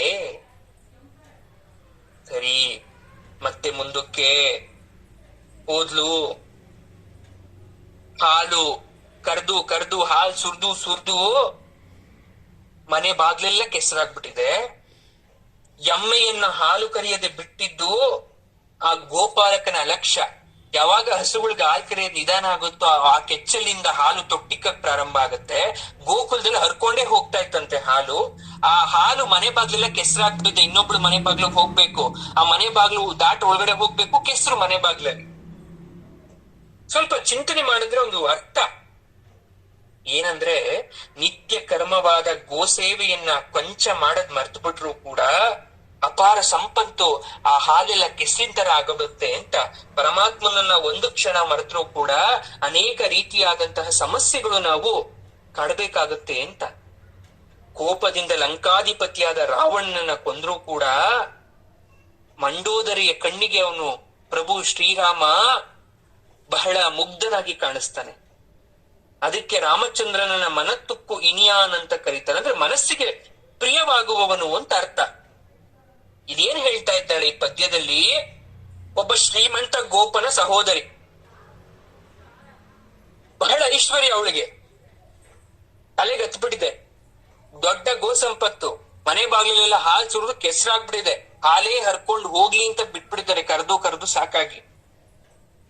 ನೋಡಿ, ಯಾರ ಮನೇಲಿ ಹಸು ಇರುತ್ತೋ ಅವ್ರ ಸಮಯ ಶುರುವಾಗೋದು ನಸುಕಿನಲ್ಲಿ. ಕರುಗಳನ್ನ ಬಿಚ್ಚಬೇಕು, ತಾಯಿ ಬಳಿ ಹಾಲು ಕುಡಿಯಕ್ ಬಿಡ್ಬೇಕು, ಹಾಲು ಕರಿಬೇಕು, ಹಸುಗಳ ಮೈ ತೊಳಿಬೇಕು. ಆದ್ರೆ ಇಲ್ಲಿ ಇವ್ರ ಮನೇಲಿ ಯಾರು ಎದ್ದೇ ಇಲ್ಲ. ಹೋಗಿದ್ದಾಳೆ ಗೋದಾದೇವಿ, ಒಬ್ಬರಾದ್ರೂ ಎದ್ದೇಳೋದ್ ಬೇಡ. ಮನೆ ತುಂಬಾ ಹಸುಗಳು ತುಳ್ಕಾಡ್ತಾ ಇದೆ, ಮನೆ ಬಾಗಿಲಲ್ಲಿ ಕೆಸರಾಗಿದೆ, ಹಾಲು ಅರ್ದು. ಈ ಗೋದಾದೇವಿ ಜೊತೆ ಕೆಲವೊಬ್ರು ಹೋದಂತ ಆ ಗೋಪಿಕೆಯರು ಎಲ್ಲ ಕಾಲಲ್ಲೇ ಏನಾಗಿದೆ, ತಂಪಾಗ್ತಾ ಇದೆ. ಮಾರ್ಗಶಿರ ಮಾಸ, ಚಳಿ, ಹಾಲ್ ಚೆಲ್ಲಿದೆ, ಕೆಸರಾಗಿದೆ, ತೇವದ ಮೇಲೆ ಕಾಲಿಟ್ರೆ ಕಾಲೆಲ್ಲ ಏನಾಗ್ತಾ ಇದೆ, ತಂಪಾಗ್ತಾ ಇದೆ. ಎಬ್ಬರ್ಸಕ್ ಬಂದಿದ್ದೀವಿ, ಚಳಿಲ್ ಗಡಗಡ ಅಂತ ನಡುಕ್ತಾ ಇದೀವಿ, ಎದ್ದೇಳಮ್ಮ. ಇದುವರೆಗೂ ಕೃಷ್ಣನ ಗುಣಗಾನ ಕೇಳಿದ್ರು ಕೂಡ ಇವಳು ಎದ್ದೇಳ್ತಾ ಇಲ್ಲ. ಈಗ ಹೊಸ ತಂತ್ರ ಹೂಡ್ತಾ ಇದ್ದಾಳೆ ಗೋದಾದೇವಿ. ಏನು, ಕೃಷ್ಣನ ಗುಣಾನುಭವ ಅನ್ನೋದು ವಸ್ತೇನಲ್ಲ, ಇಂಥ 1000 ಕತೆ ಹೇಳ್ತಾಳೆ ಗೋದಾದೇವಿ. ಯಾಕಂದ್ರೆ ಭೂದೇವಿನೇ ಭೂಲೋಕದಲ್ಲಿ ಗೋದಾದೇವಿಯಾಗಿ ಬಂದಂತವಳು. ತ್ರೇತಾಯುಗದ ಶ್ರೀರಾಮಚಂದ್ರನ್ ಬಗ್ಗೆ ಹೇಳಕ್ ಶುರು ಮಾಡ್ಬಿಟ್ಲು ಗೋದಾದೇವಿ. ಎಲೆ ಗೋಪಿ, ಅವತ್ತು ಕೋಪದಿಂದ ಲಂಕೇಶ್ವರನಾದ ರಾವಣನನ್ನ ಕೊಂದು ಶ್ರೀರಾಮ ಕೋಪದಿಂದಿದ್ದಾಗ ಅವನನ್ನ ಹಾಡಿ ಸ್ತೋತ್ರ ಮಾಡಿದಾಗ ಅವನು ಹೇಗೆ ಶಾಂತ ರೀತಿಯಾದ್ನೋ ಹಾಗೆ ನಾವೆಲ್ಲ ಬಂದು ನಿನ್ ಕರೀತಾ ಇದ್ದೇವೆ, ನೀನ್ ಬರ್ಬಾರ್ದ ಹೊರಗಡೆ. ಎಳೆ ಗೆಳತಿ ಅಂತ ಇಬ್ಬರಿಸ್ತಾ ಇದ್ದಾಳೆ. ಎಮ್ಮೆ ನಿಂತಲ್ಲೇ ಹಾಲ್ ಸುರಿಯೋ ತರ ಕರುಣಾ ಸಮುದ್ರನಾದಂತಹ ಪರಮಾತ್ಮನನ್ನ ನೀವು ಬೇಡ್ಕೊಂಡ್ರೆ ನೀವಿರೋ ಜಾಗದಲ್ಲೇ ಅವನು ನಿಮ್ಗೆ ಆಶೀರ್ವಾದವನ್ನ ಮಾಡ್ತಾನೆ. ಭಕ್ತಿ ಅಂತಕ್ಕಂಥ ನಂಬಿಕೆ ಇದ್ರೆ ಹಾಲನ್ನ ಸುರಿಸ್ತಾನೆ. ನಮ್ಮ ಭಕ್ತಿಯಿಂದ ನಮ್ಮ ಮನಸ್ಸು ಕೆಸರಾಗ್ಬಿಡ್ಬೇಕು. ಭಕ್ತಿ ಹರಿದು ಅಲ್ಲಿ ಹಾಲಿನ ಪ್ರವಾಹ, ಭಕ್ತಿಯ ಪ್ರವಾಹ ಹೆಚ್ಚಾಗಿ ಕೆಸರಾಗ್ಬಿಡ್ಬೇಕು. ಪರಮಾತ್ಮ ನಮ್ಮ ಮನಸ್ಸಿಗೆ ಬರ್ತಾನೆ, ಆತ್ಮಕ್ಕೆ ಬರ್ತಾನೆ. ಆತ್ಮಕ್ಕೆ ಬಂದವನು ನಮ್ಮ ಮನಸ್ಸಲ್ಲಿ ಕೆಸರು ತುಂಬಿದೆ, ಕೆಸರು ಮೇಲೆ ಕಾಲಿಟ್ಟು ಮುಂದಕ್ಕೆ ಹೋಗ್ತಾನೆ, ಅವನ ಪಾದದ ಗುರುತು ನಮ್ಮ ಮನಸ್ಸಲ್ಲೇ ಇರುತ್ತೆ. ಆಗ ನಿತ್ಯ ನಾವು ಆತ್ಮದಲ್ಲೇ ಪರಮಾತ್ಮನ ಪಾದದರ್ಶನ ಮಾಡಬಹುದು. ಎಷ್ಟ್ ಚೆನ್ನಾಗಿದೆ. ಕಾಯ್ಬೇಕು, ಸರಿಯಾದ ಸಮಯಕ್ಕೆ ಕಾಯ್ಬೇಕು. ನಾವು ಬೇಗ ಕಣ್ತೆರೆದು ನೋಡು ಪರಮಾತ್ಮ ನನ್ನ ಕಷ್ಟವನ್ನೆಲ್ಲ ಪರಿಹರಿಸು ಅಂದ್ರೆ ಪರಮಾತ್ಮ ಪರಿಹಾರ ಮಾಡಲ್ಲ. ಯಾಕಂದ್ರೆ ಎಲ್ಲದಕ್ಕೂ ಒಂದೊಂದು ಸಮಯವನ್ನ ನಿಗದಿಪಡಿಸಿರ್ತಾನೆ. ಸದಾ ಕಾಲ ಅವನು ಎಲ್ರನ್ನೂ ನೋಡ್ತಾ ಇರ್ತಾನೆ. ಆದ್ರೆ ಸಮಯ ಬಂದಾಗ ಮಾತ್ರ ನಿಗ್ರಹ ಅನುಗ್ರಹ ಎರಡೂ ಮಾಡ್ತಾನೆ. ಹಾಗಾಗಿ ಗೋದೆ ಕೃಷ್ಣನನ್ನ ಪ್ರಾರ್ಥನೆ ಮಾಡಿದ್ಲು. ರಾಮ ವಾಲಿಯನ್ನ ಕೊಲ್ಲಿಲ್ಲ, ಯಾಕಂದ್ರೆ ಅವನ ಹಸ್ತಾಕ್ಷರದಲ್ಲಿ ವಾಲಿಯನ್ನ ಕೊಲ್ಲಬೇಕು ಅನ್ನೋದು ಬರ್ದಿರ್ಲಿಲ್ಲ. ಆದ್ರೆ ವಾಲಿಯನ್ನ ಕೊಂದ, ಅದಕ್ಕೆ ಅವನು ನೇರವಾಗಿ ಕೊಲ್ಲಿಲ್ಲ. ಮತ್ತೊಬ್ಬರಿಗೆ ಸಹಾಯ ಹಸ್ತವನ್ನ ಮಾಡಕ್ಕೋಸ್ಕರ ಕೊಂದಾದ್ಮೇಲೆ ಅತಿ ಸುಂದರವಾಗಿ ವಾಲಿಗೆ ಶ್ರೀರಕ್ಷೆಯನ್ನ ಕೊಟ್ಟ, ವರವನ್ನೂ ಕೂಡ ಕೊಟ್ಬಿಟ್ಟ ಅವನು. ಆ ಸಂದರ್ಭಕ್ಕೆ ಯಾವುದು ಸರಿ ಅಂತ ಅನಿಸ್ತಾ ಅವನು ಅದನ್ನ ಮಾಡ್ದ. ಹಾಗಾಗಿ ನೀನು ಬಂದ್ರೆ ನಮ್ ಜೊತೆ ಪರಮಾತ್ಮನ ಗುಣಗಾನ ಮಾಡ್ಬೋದಲ್ಲ, ಯಾಕೆ ಬರ್ತಾ ಇಲ್ಲ ನೀನು? ಬಾ ಬೇಗ ಅಂತ ಕರೀತಾ ಇದ್ದಾಳೆ. ಮತ್ತೆ ಮುಂದಿನ ಪಾಶುರದಲ್ಲಿ ಒಬ್ಬ ವಿಶಿಷ್ಟವಾದ ಭಕ್ತಿ ಹತ್ರ ಹೋಗ್ತಾಳೆ. ಗಾಢವಾಗಿ ಭಗವಂತನ ಗುಣಾನುಭಾವದಲ್ಲಿ ಅವಳು ಕೂಡ ಮಲ್ಕೊಂಡ್ಬಿಟ್ಟಿದ್ದಾಳೆ. ಆದ್ರೆ ಪೂರ್ತಿ ನಿದ್ದೆ ಬಂದಿಲ್ಲ ಅವಳಿಗೆ. ಹಿಂದಿನವರೆಲ್ಲ ತುಂಬಾ ಚೆನ್ನಾಗಿ ನಿದ್ದೆ ಮಾಡ್ತಿದ್ರು, ಇವಳು ಪೂರ್ತಿ ಮಲಗಿಲ್ಲ, ಸ್ವಲ್ಪ ಎಚ್ಚರವಾಗಿದ್ದಾಳೆ. ಹೊರಗಡೆ ಶಬ್ದ ಕೇಳಿಸುವಷ್ಟು ಎಚ್ಚರತೆ ಇದೆ, ಹಾಗೆ ಮಲ್ಕೊಂಡಿದ್ದಾಳೆ ಕಣ್ಮುಚ್ಕೊಂಡು. ಇಲ್ಲಿ ಹಿಂದಿನ ಪಾಶುರದಲ್ಲಿ ಎಬ್ಬಿಸಲ್ಪಟ್ಟವಳು ಪಕ್ಕದ ಮನೆಯವಳೆ. ಗೋದೆ ಮನತ್ತಪ್ಪು ಇನಿಯಾನೆ ಮನಸ್ಸಿಗೆ ಹಿತವಾದ ರಾಮನನ್ನ ಕೊಂಡಾಡಿದ್ದು ಕೇಳಿಸಿದೆ ಅವಳಿಗೆ. ಗೋದ ಬಂದಿದ್ದಾಳೆ, ಪಕ್ಕದಲ್ಲಿ ಇರ್ತಕ್ಕಂಥ ಸ್ನೇಹಿತನ ಹೇಳ್ಬೇಕಾದ್ರೆ ಎಲ್ಲ ಕೇಳಿಸಿದೆ ಅವಳಿಗೆ. ಆದ್ರೆ ಕೋಪ ಬಂದ್ಬಿಡುತ್ತೆ ಅವಳಿಗೆ. ಯಾಕೆ ಗೊತ್ತಾ ಕೋಪ? ಬಂದ್ಲು ಕೃಷ್ಣನನ್ನ ಕೊಂಡಾಡದೆ ರಾಮನನ್ನ ಹೇಗೆ ಹೋಗ್ಲಿವಳು? ಯಾಕೆ ರಾಮಾಯಣ ಅಂತ ತೆಗೆದ್ಲಿವಳು? ಕೃಷ್ಣನ್ ಅಂತಾನೆ ನೆನ್ಪು ಮಾಡ್ಕೊಬೇಕು ನಾವೆಲ್ಲ. ಎಲ್ಲಿರೋದು? ದ್ವಾಪರದಲ್ಲಿ ಇದೀವಿ, ತ್ರೇತಾಯುಗದ ರಾಮನನ್ನ ಯಾಕೆ ನೆನ್ಪು ಮಾಡ್ಕೊಂಡು ಅನ್ನೋ ಕೋಪ ಅಂತ ಗೊಣಗ್ತಾ ಇದ್ದಾಳೆ ಮಲಗಿದ ಜಾಗದಲ್ಲೇ. ಇವಳು ಅನುಭವಿಸುತ್ತಿರುವ ಕೃಷ್ಣನನ್ನು ಅಥವಾ ರಾಮನನ್ನು ಅಂತ ಗೋದೆಗೆ ಗೊಂದಲ ಆಗೋಯ್ತು. ಈ ಮಾತು ಗೋದೆ ಕೇಳಿಸ್ಬಿಡ್ತು. ಅಲ್ಲ, ಕೃಷ್ಣ ಆದ್ರೇನು ರಾಮ ಆದ್ರೇನು ಎಲ್ಲಾ ಪರಮಾತ್ಮನೇ ಅಲ್ವಾ? ಮೊದಲು ಬಕಪಕ್ಷಿ ವೇಷದ ಅಸುರನನ್ನ ಬಾಯಿಸಿಡಿ ಕೊಂದಿದ್ದು ಕೃಷ್ಣ, ಮರುಗಳಿಗೆಯಲ್ಲಿ ರಾಮ ಕೃಷ್ಣ ಇಬ್ರಿಗೂ ಅನ್ವಯ ಆಗೋ ತರ ತಲೆ ಚಿಮಟಿ ಎಸ್ತವನು ಯಾರು ಹೇಳು? ಸುರ ಶಿಶುವಾಗಿದ್ದಲೇ ಕೊಂದವನು ರಾಮ. ಏನ್ ಸುಮ್ನೇನಾ? ರಾಮನು ಬಹಳ ರಾಕ್ಷಸರನ್ನ ಕೊಂದವನು. ರಾವಣನ 10 ತಲೆಗಳನ್ನ ರಾಮಚಂದ್ರ ಅದೆಷ್ಟು ಬಾರಿ ಬಾಣದಿಂದ ಕಿತ್ತು. ಏನ್ ತಪ್ಪು ರಾಮನನ್ನ ಹೊಗಳಿದ್ರೆ? ಗೋದೆ ಬೇರೆ ಅವತಾರಗಳನ್ನ ನೆನೆಸ್ಕೊಂಡಿದ್ರೂ ಸಾಕು, ಅಲ್ಲಿ ಅವಳಿಗೆ ಆ ಒಂದು ಚಿತ್ರಣ ಅವಳ ಕಣ್ಮುಂದೆ ಬರ್ತಾ ಇತ್ತು. ಅಷ್ಟರಲ್ಲಿ ಇತರ ಗೋಪಿಯರು ಏನ್ ಮಾಡ್ತಾ ಇದ್ದಾರೆ, ಎಲ್ರು ಭಾಗವತರ ವ್ರತ ಮಾಡುವ ಅಂಗಳದಲ್ಲಿ ಸೇರ್ಕೊಂಡ್ಬಿಟ್ಟಿದ್ದಾರೆ. ಆಕಾಶದಲ್ಲಿ ಗುರು ಅಸ್ತನಾಗಿ ಶುಕ್ರ ಬೆಳ್ಳಿಯಾಗಿ ಮೂಡ್ಕೊಂಡಿದ್ದಾನೆ. ಪಕ್ಷಿ ಚಿಲ್ಪಿಲಿ ಮಾಡ್ತಾ ಇದೆ. ಗೋದೆ ಏನ್ ಮಾಡ್ತಾ ಇದ್ದಾಳೆ? ಸುಂದರವಾದ ಮೊಗ್ಗಿನಂತಹ ಕಣ್ಣುಳ್ಳ ಇವಳು ಸುಂದರಿಯಂತೆ ಕಣ್ಣುಗಳನ್ನ ತಿರುಗಿಸ್ತಾ ಚಳಿಗೆ ಹೆದರಿ ಮುದ್ರಕೊಂಡ್ ಮಲ್ಗಿದ್ಯಾ ಅಂತ ತನ್ನ ಸ್ನೇಹಿತೆನ ಚೇಡಿಸ್ತಾ ಇದ್ದಾಳೆ. ಹೇಗೆ ಎಲ್ರು ಹೋದ್ರು ಭಾಗವತರು ವ್ರತ ಮಾಡ್ತಾ ಇದ್ದಾರೆ, ನಾನು ಹೋಗ್ತೀನಿ, ಆದ್ರೆ ನಿನ್ ಕರಿಯಕ್ ಬಂದೆ ನಾನು, ನೀನ್ ಚಳಿಗೆ ಮುದ್ರಕೊಂಡ್ ಮಲ್ಕೊಂಡಿದ್ಯಾ ಅಂತ ಚೇಡಿಸ್ತಾ ಇದ್ದಾಳೆ. ನೀನ್ ಯಾಕೆ ಈಗ ಮಲ್ಗಿದ್ಯಾ ಅಂತ ಗೊತ್ತು, ಚಳಿಗಾಲ, ಹೋಗಿ ನದಿಲಿ ಸ್ನಾನ ಮಾಡೋದ್ ಕಷ್ಟ ಅಂತನಾ? ನೀನ್ ಬಂದು ಒಂದ್ ಸಲ ನೀರ್ಗಿಳಿದ್ ನೋಡು, ಎರಡೇ ಜಗ್ಗು ತಣ್ಣೀರನ್ ತಲೆ ಮೇಲೆ ಹಾಕೋ, ಎಲ್ಲ ಹೊಡೋಗ್ಬಿಡುತ್ತೆ, ಚಳಿ ಎಲ್ಲ ತನ್ನಿಂದ ತಾನೇ ಓಡೋಗ್ಬಿಡುತ್ತೆ. ಬಂದು ನಮ್ ಜೊತೆ ಸೇರ್ಕೊ ಅಂತ ಪುಸಲಾಯಿಸ್ತಾ ಇದ್ದಾಳೆ. ಇದೆಲ್ಲ ನಮ್ಗೆ ಹೇಳ್ತಾ ಇರೋ ಮಾತು. ಯಾರೆಲ್ಲ ಧನುರ್ಮಾಸ ಮಾಡಕ್ಕೆ ಮುಖ್ಯವಾದ ಕಾರಣ ನಾನ್ ಮಾಡಲ್ಲ ಅನ್ನಕ್ಕೆ ಚಳಿ ಅನ್ನೋ ಕಾರಣಕ್ಕೋಸ್ಕರ, ಚಳಿ ಆಗುತ್ತೆ ನಾನ್ ಬರಲ್ಲ ಅನ್ನೋ ಕಾರಣಕ್ಕೋಸ್ಕರ ಹಿಂದಿನ ಕಾಲದಲ್ಲಿ ತಣ್ಣೀರನ್ನ ಸ್ನಾನವಾಗಿ ಬಳಸ್ತಾ ಇದ್ರು. ಅದಕ್ಕೆ ಹೇಳ್ತಾಳೆ, ಒಂದು ಸಲ ಮೂಗಿಡ್ದು ಮುಳುಗೋ ತನಕ ಅಥವಾ ಎರಡೇ ಜಗ್ಗು ನೀರನ್ನ ತಲೆ ಮೇಲೆ ಹಾಕೊಳ್ಳೋ ತನಕ ಆಮೇಲೆ ಚಳಿ ತನ್ನಿಂದ ತಾನೇ ಓಡೋಗ್ಬಿಡುತ್ತೆ. ನಿಜ ಅಲ್ವಾ? ಹಾಗಾಗಿ ಈ ತಣ್ಣೀರ ಸ್ನಾನ ಆರೋಗ್ಯಕ್ಕೂ ಒಳ್ಳೇದು, ವ್ರತ ನಿಯಮಕ್ಕೂ ಕೂಡ ಒಳ್ಳೇದು. ಎಬ್ಬರಿಸಿದ್ಲು, ಸುಮ್ನಾಗೋದ್ಲು, ಮುಂದಕ್ಕೆ ಹೋದ್ಲು. ಮುಂದಕ್ಕೆ ಹೋಗಿ ಮುಂದಿನ ಪಾಶುರದಲ್ಲಿ ಒಬ್ಬ ಸಿರಿವಂತೆ ಮತ್ತೊಬ್ಬ ಹೋಗ್ತಾಳೆ. ಗೋದೆಗೆ ಇವಳು ಬಹಳ ಹತ್ರವಾದವಳು, ಸದ್ರ ಹೆಚ್ಚು. 10 ಜನ ಸ್ನೇಹಿತರಿದ್ರು, ಯಾರೋ ಒಬ್ರು ಇಬ್ರು ತುಂಬಾ ಸದ್ರ, ಅವ್ರಿಗೆ ಯಾವ್ದೇ ರೀತಿ ಕರೆದು ಮಾತಾಡಿಸ್ತೀರ ನೀವು. ಹಂಗಾಗಿ ಹೋಗ್ತಾಳೆ, ಮಾತಾಡಿ ಯಾವಾಗ್ಲೂ ಅಭ್ಯಾಸ ಇತ್ತು. ಗೋದೆ ಬೆಳಗಾಯ್ತು, ಇದೇಳು, ನೀನು ಮಲ್ಕೊಂಡಿದ್ದೆ ಹೀಗೆ, ನಿನ್ನ ಮನೆ ಹಿತ್ತಲಲ್ಲಿ ಒಂದು ಬಾವಿ ಇದೆ, ಅದ್ರ ಒಂದ್ಸಲ ಹೋಗ್ಕೊಂಡು ಇಣಕ್ ನೋಡು, ಬಗ್ಗ ನೋಡ್ ನೀನು. ಸೂರ್ಯನ ಕಿರಣ ಬಾವಿಲಿರ್ತಕ್ಕಂಥ ತಾವರೆ ಮೊಗ್ಗುಗಳನ್ನ ಅರಳಿಸ್ತಾ ಇದೆ. ಆ ತಾವರೆ ಹೂಗಳು ಕೈ ಮುಗಿತಾವೆ ಸೂರ್ಯನಿಗೆ. ಇಷ್ಟು ಗೊತ್ತಾಗ್ತಲ್ವ ನಿನಗೆ ಬೆಳಕಾಗಿದೆ ಅಂತ? ಅಷ್ಟೇ ಅಲ್ಲಮ್ಮ, ಊರಿನಲ್ಲಿರೋ ಸನ್ಯಾಸಿ ಎಲ್ಲ ಸ್ನಾನ ಮಾಡ್ಕೊಂತ ಇದ್ದಾರೆ.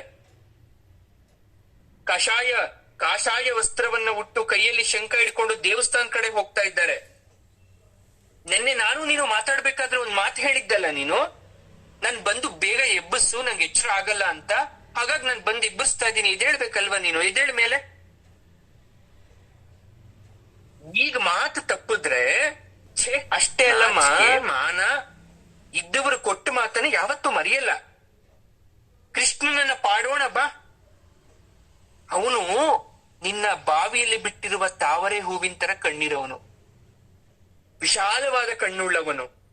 ಅವನು ಒಂದ್ಸಲ ಕಣ್ಬಿಟ್ಟು ನಮ್ಮನ್ನ ನೋಡಿದ್ರೆ ಸಾಕು, ನಮ್ಮ ಪಾಪ ಎಲ್ಲ ತೀರೋಗುತ್ತೆ. ನೆನ್ಪಿದ್ಯಾ ನಿನಗೆ? ಹಿಂದೆ ಧ್ರುವ ಅಂತಕ್ಕಂಥ ಬಾಲಕ ನಾರಾಯಣನ ಕುರಿತು ತಪಸ್ಸನ್ನ ಮಾಡ್ದ, ಪ್ರತ್ಯಕ್ಷ ಆದ ಪರಮಾತ್ಮ.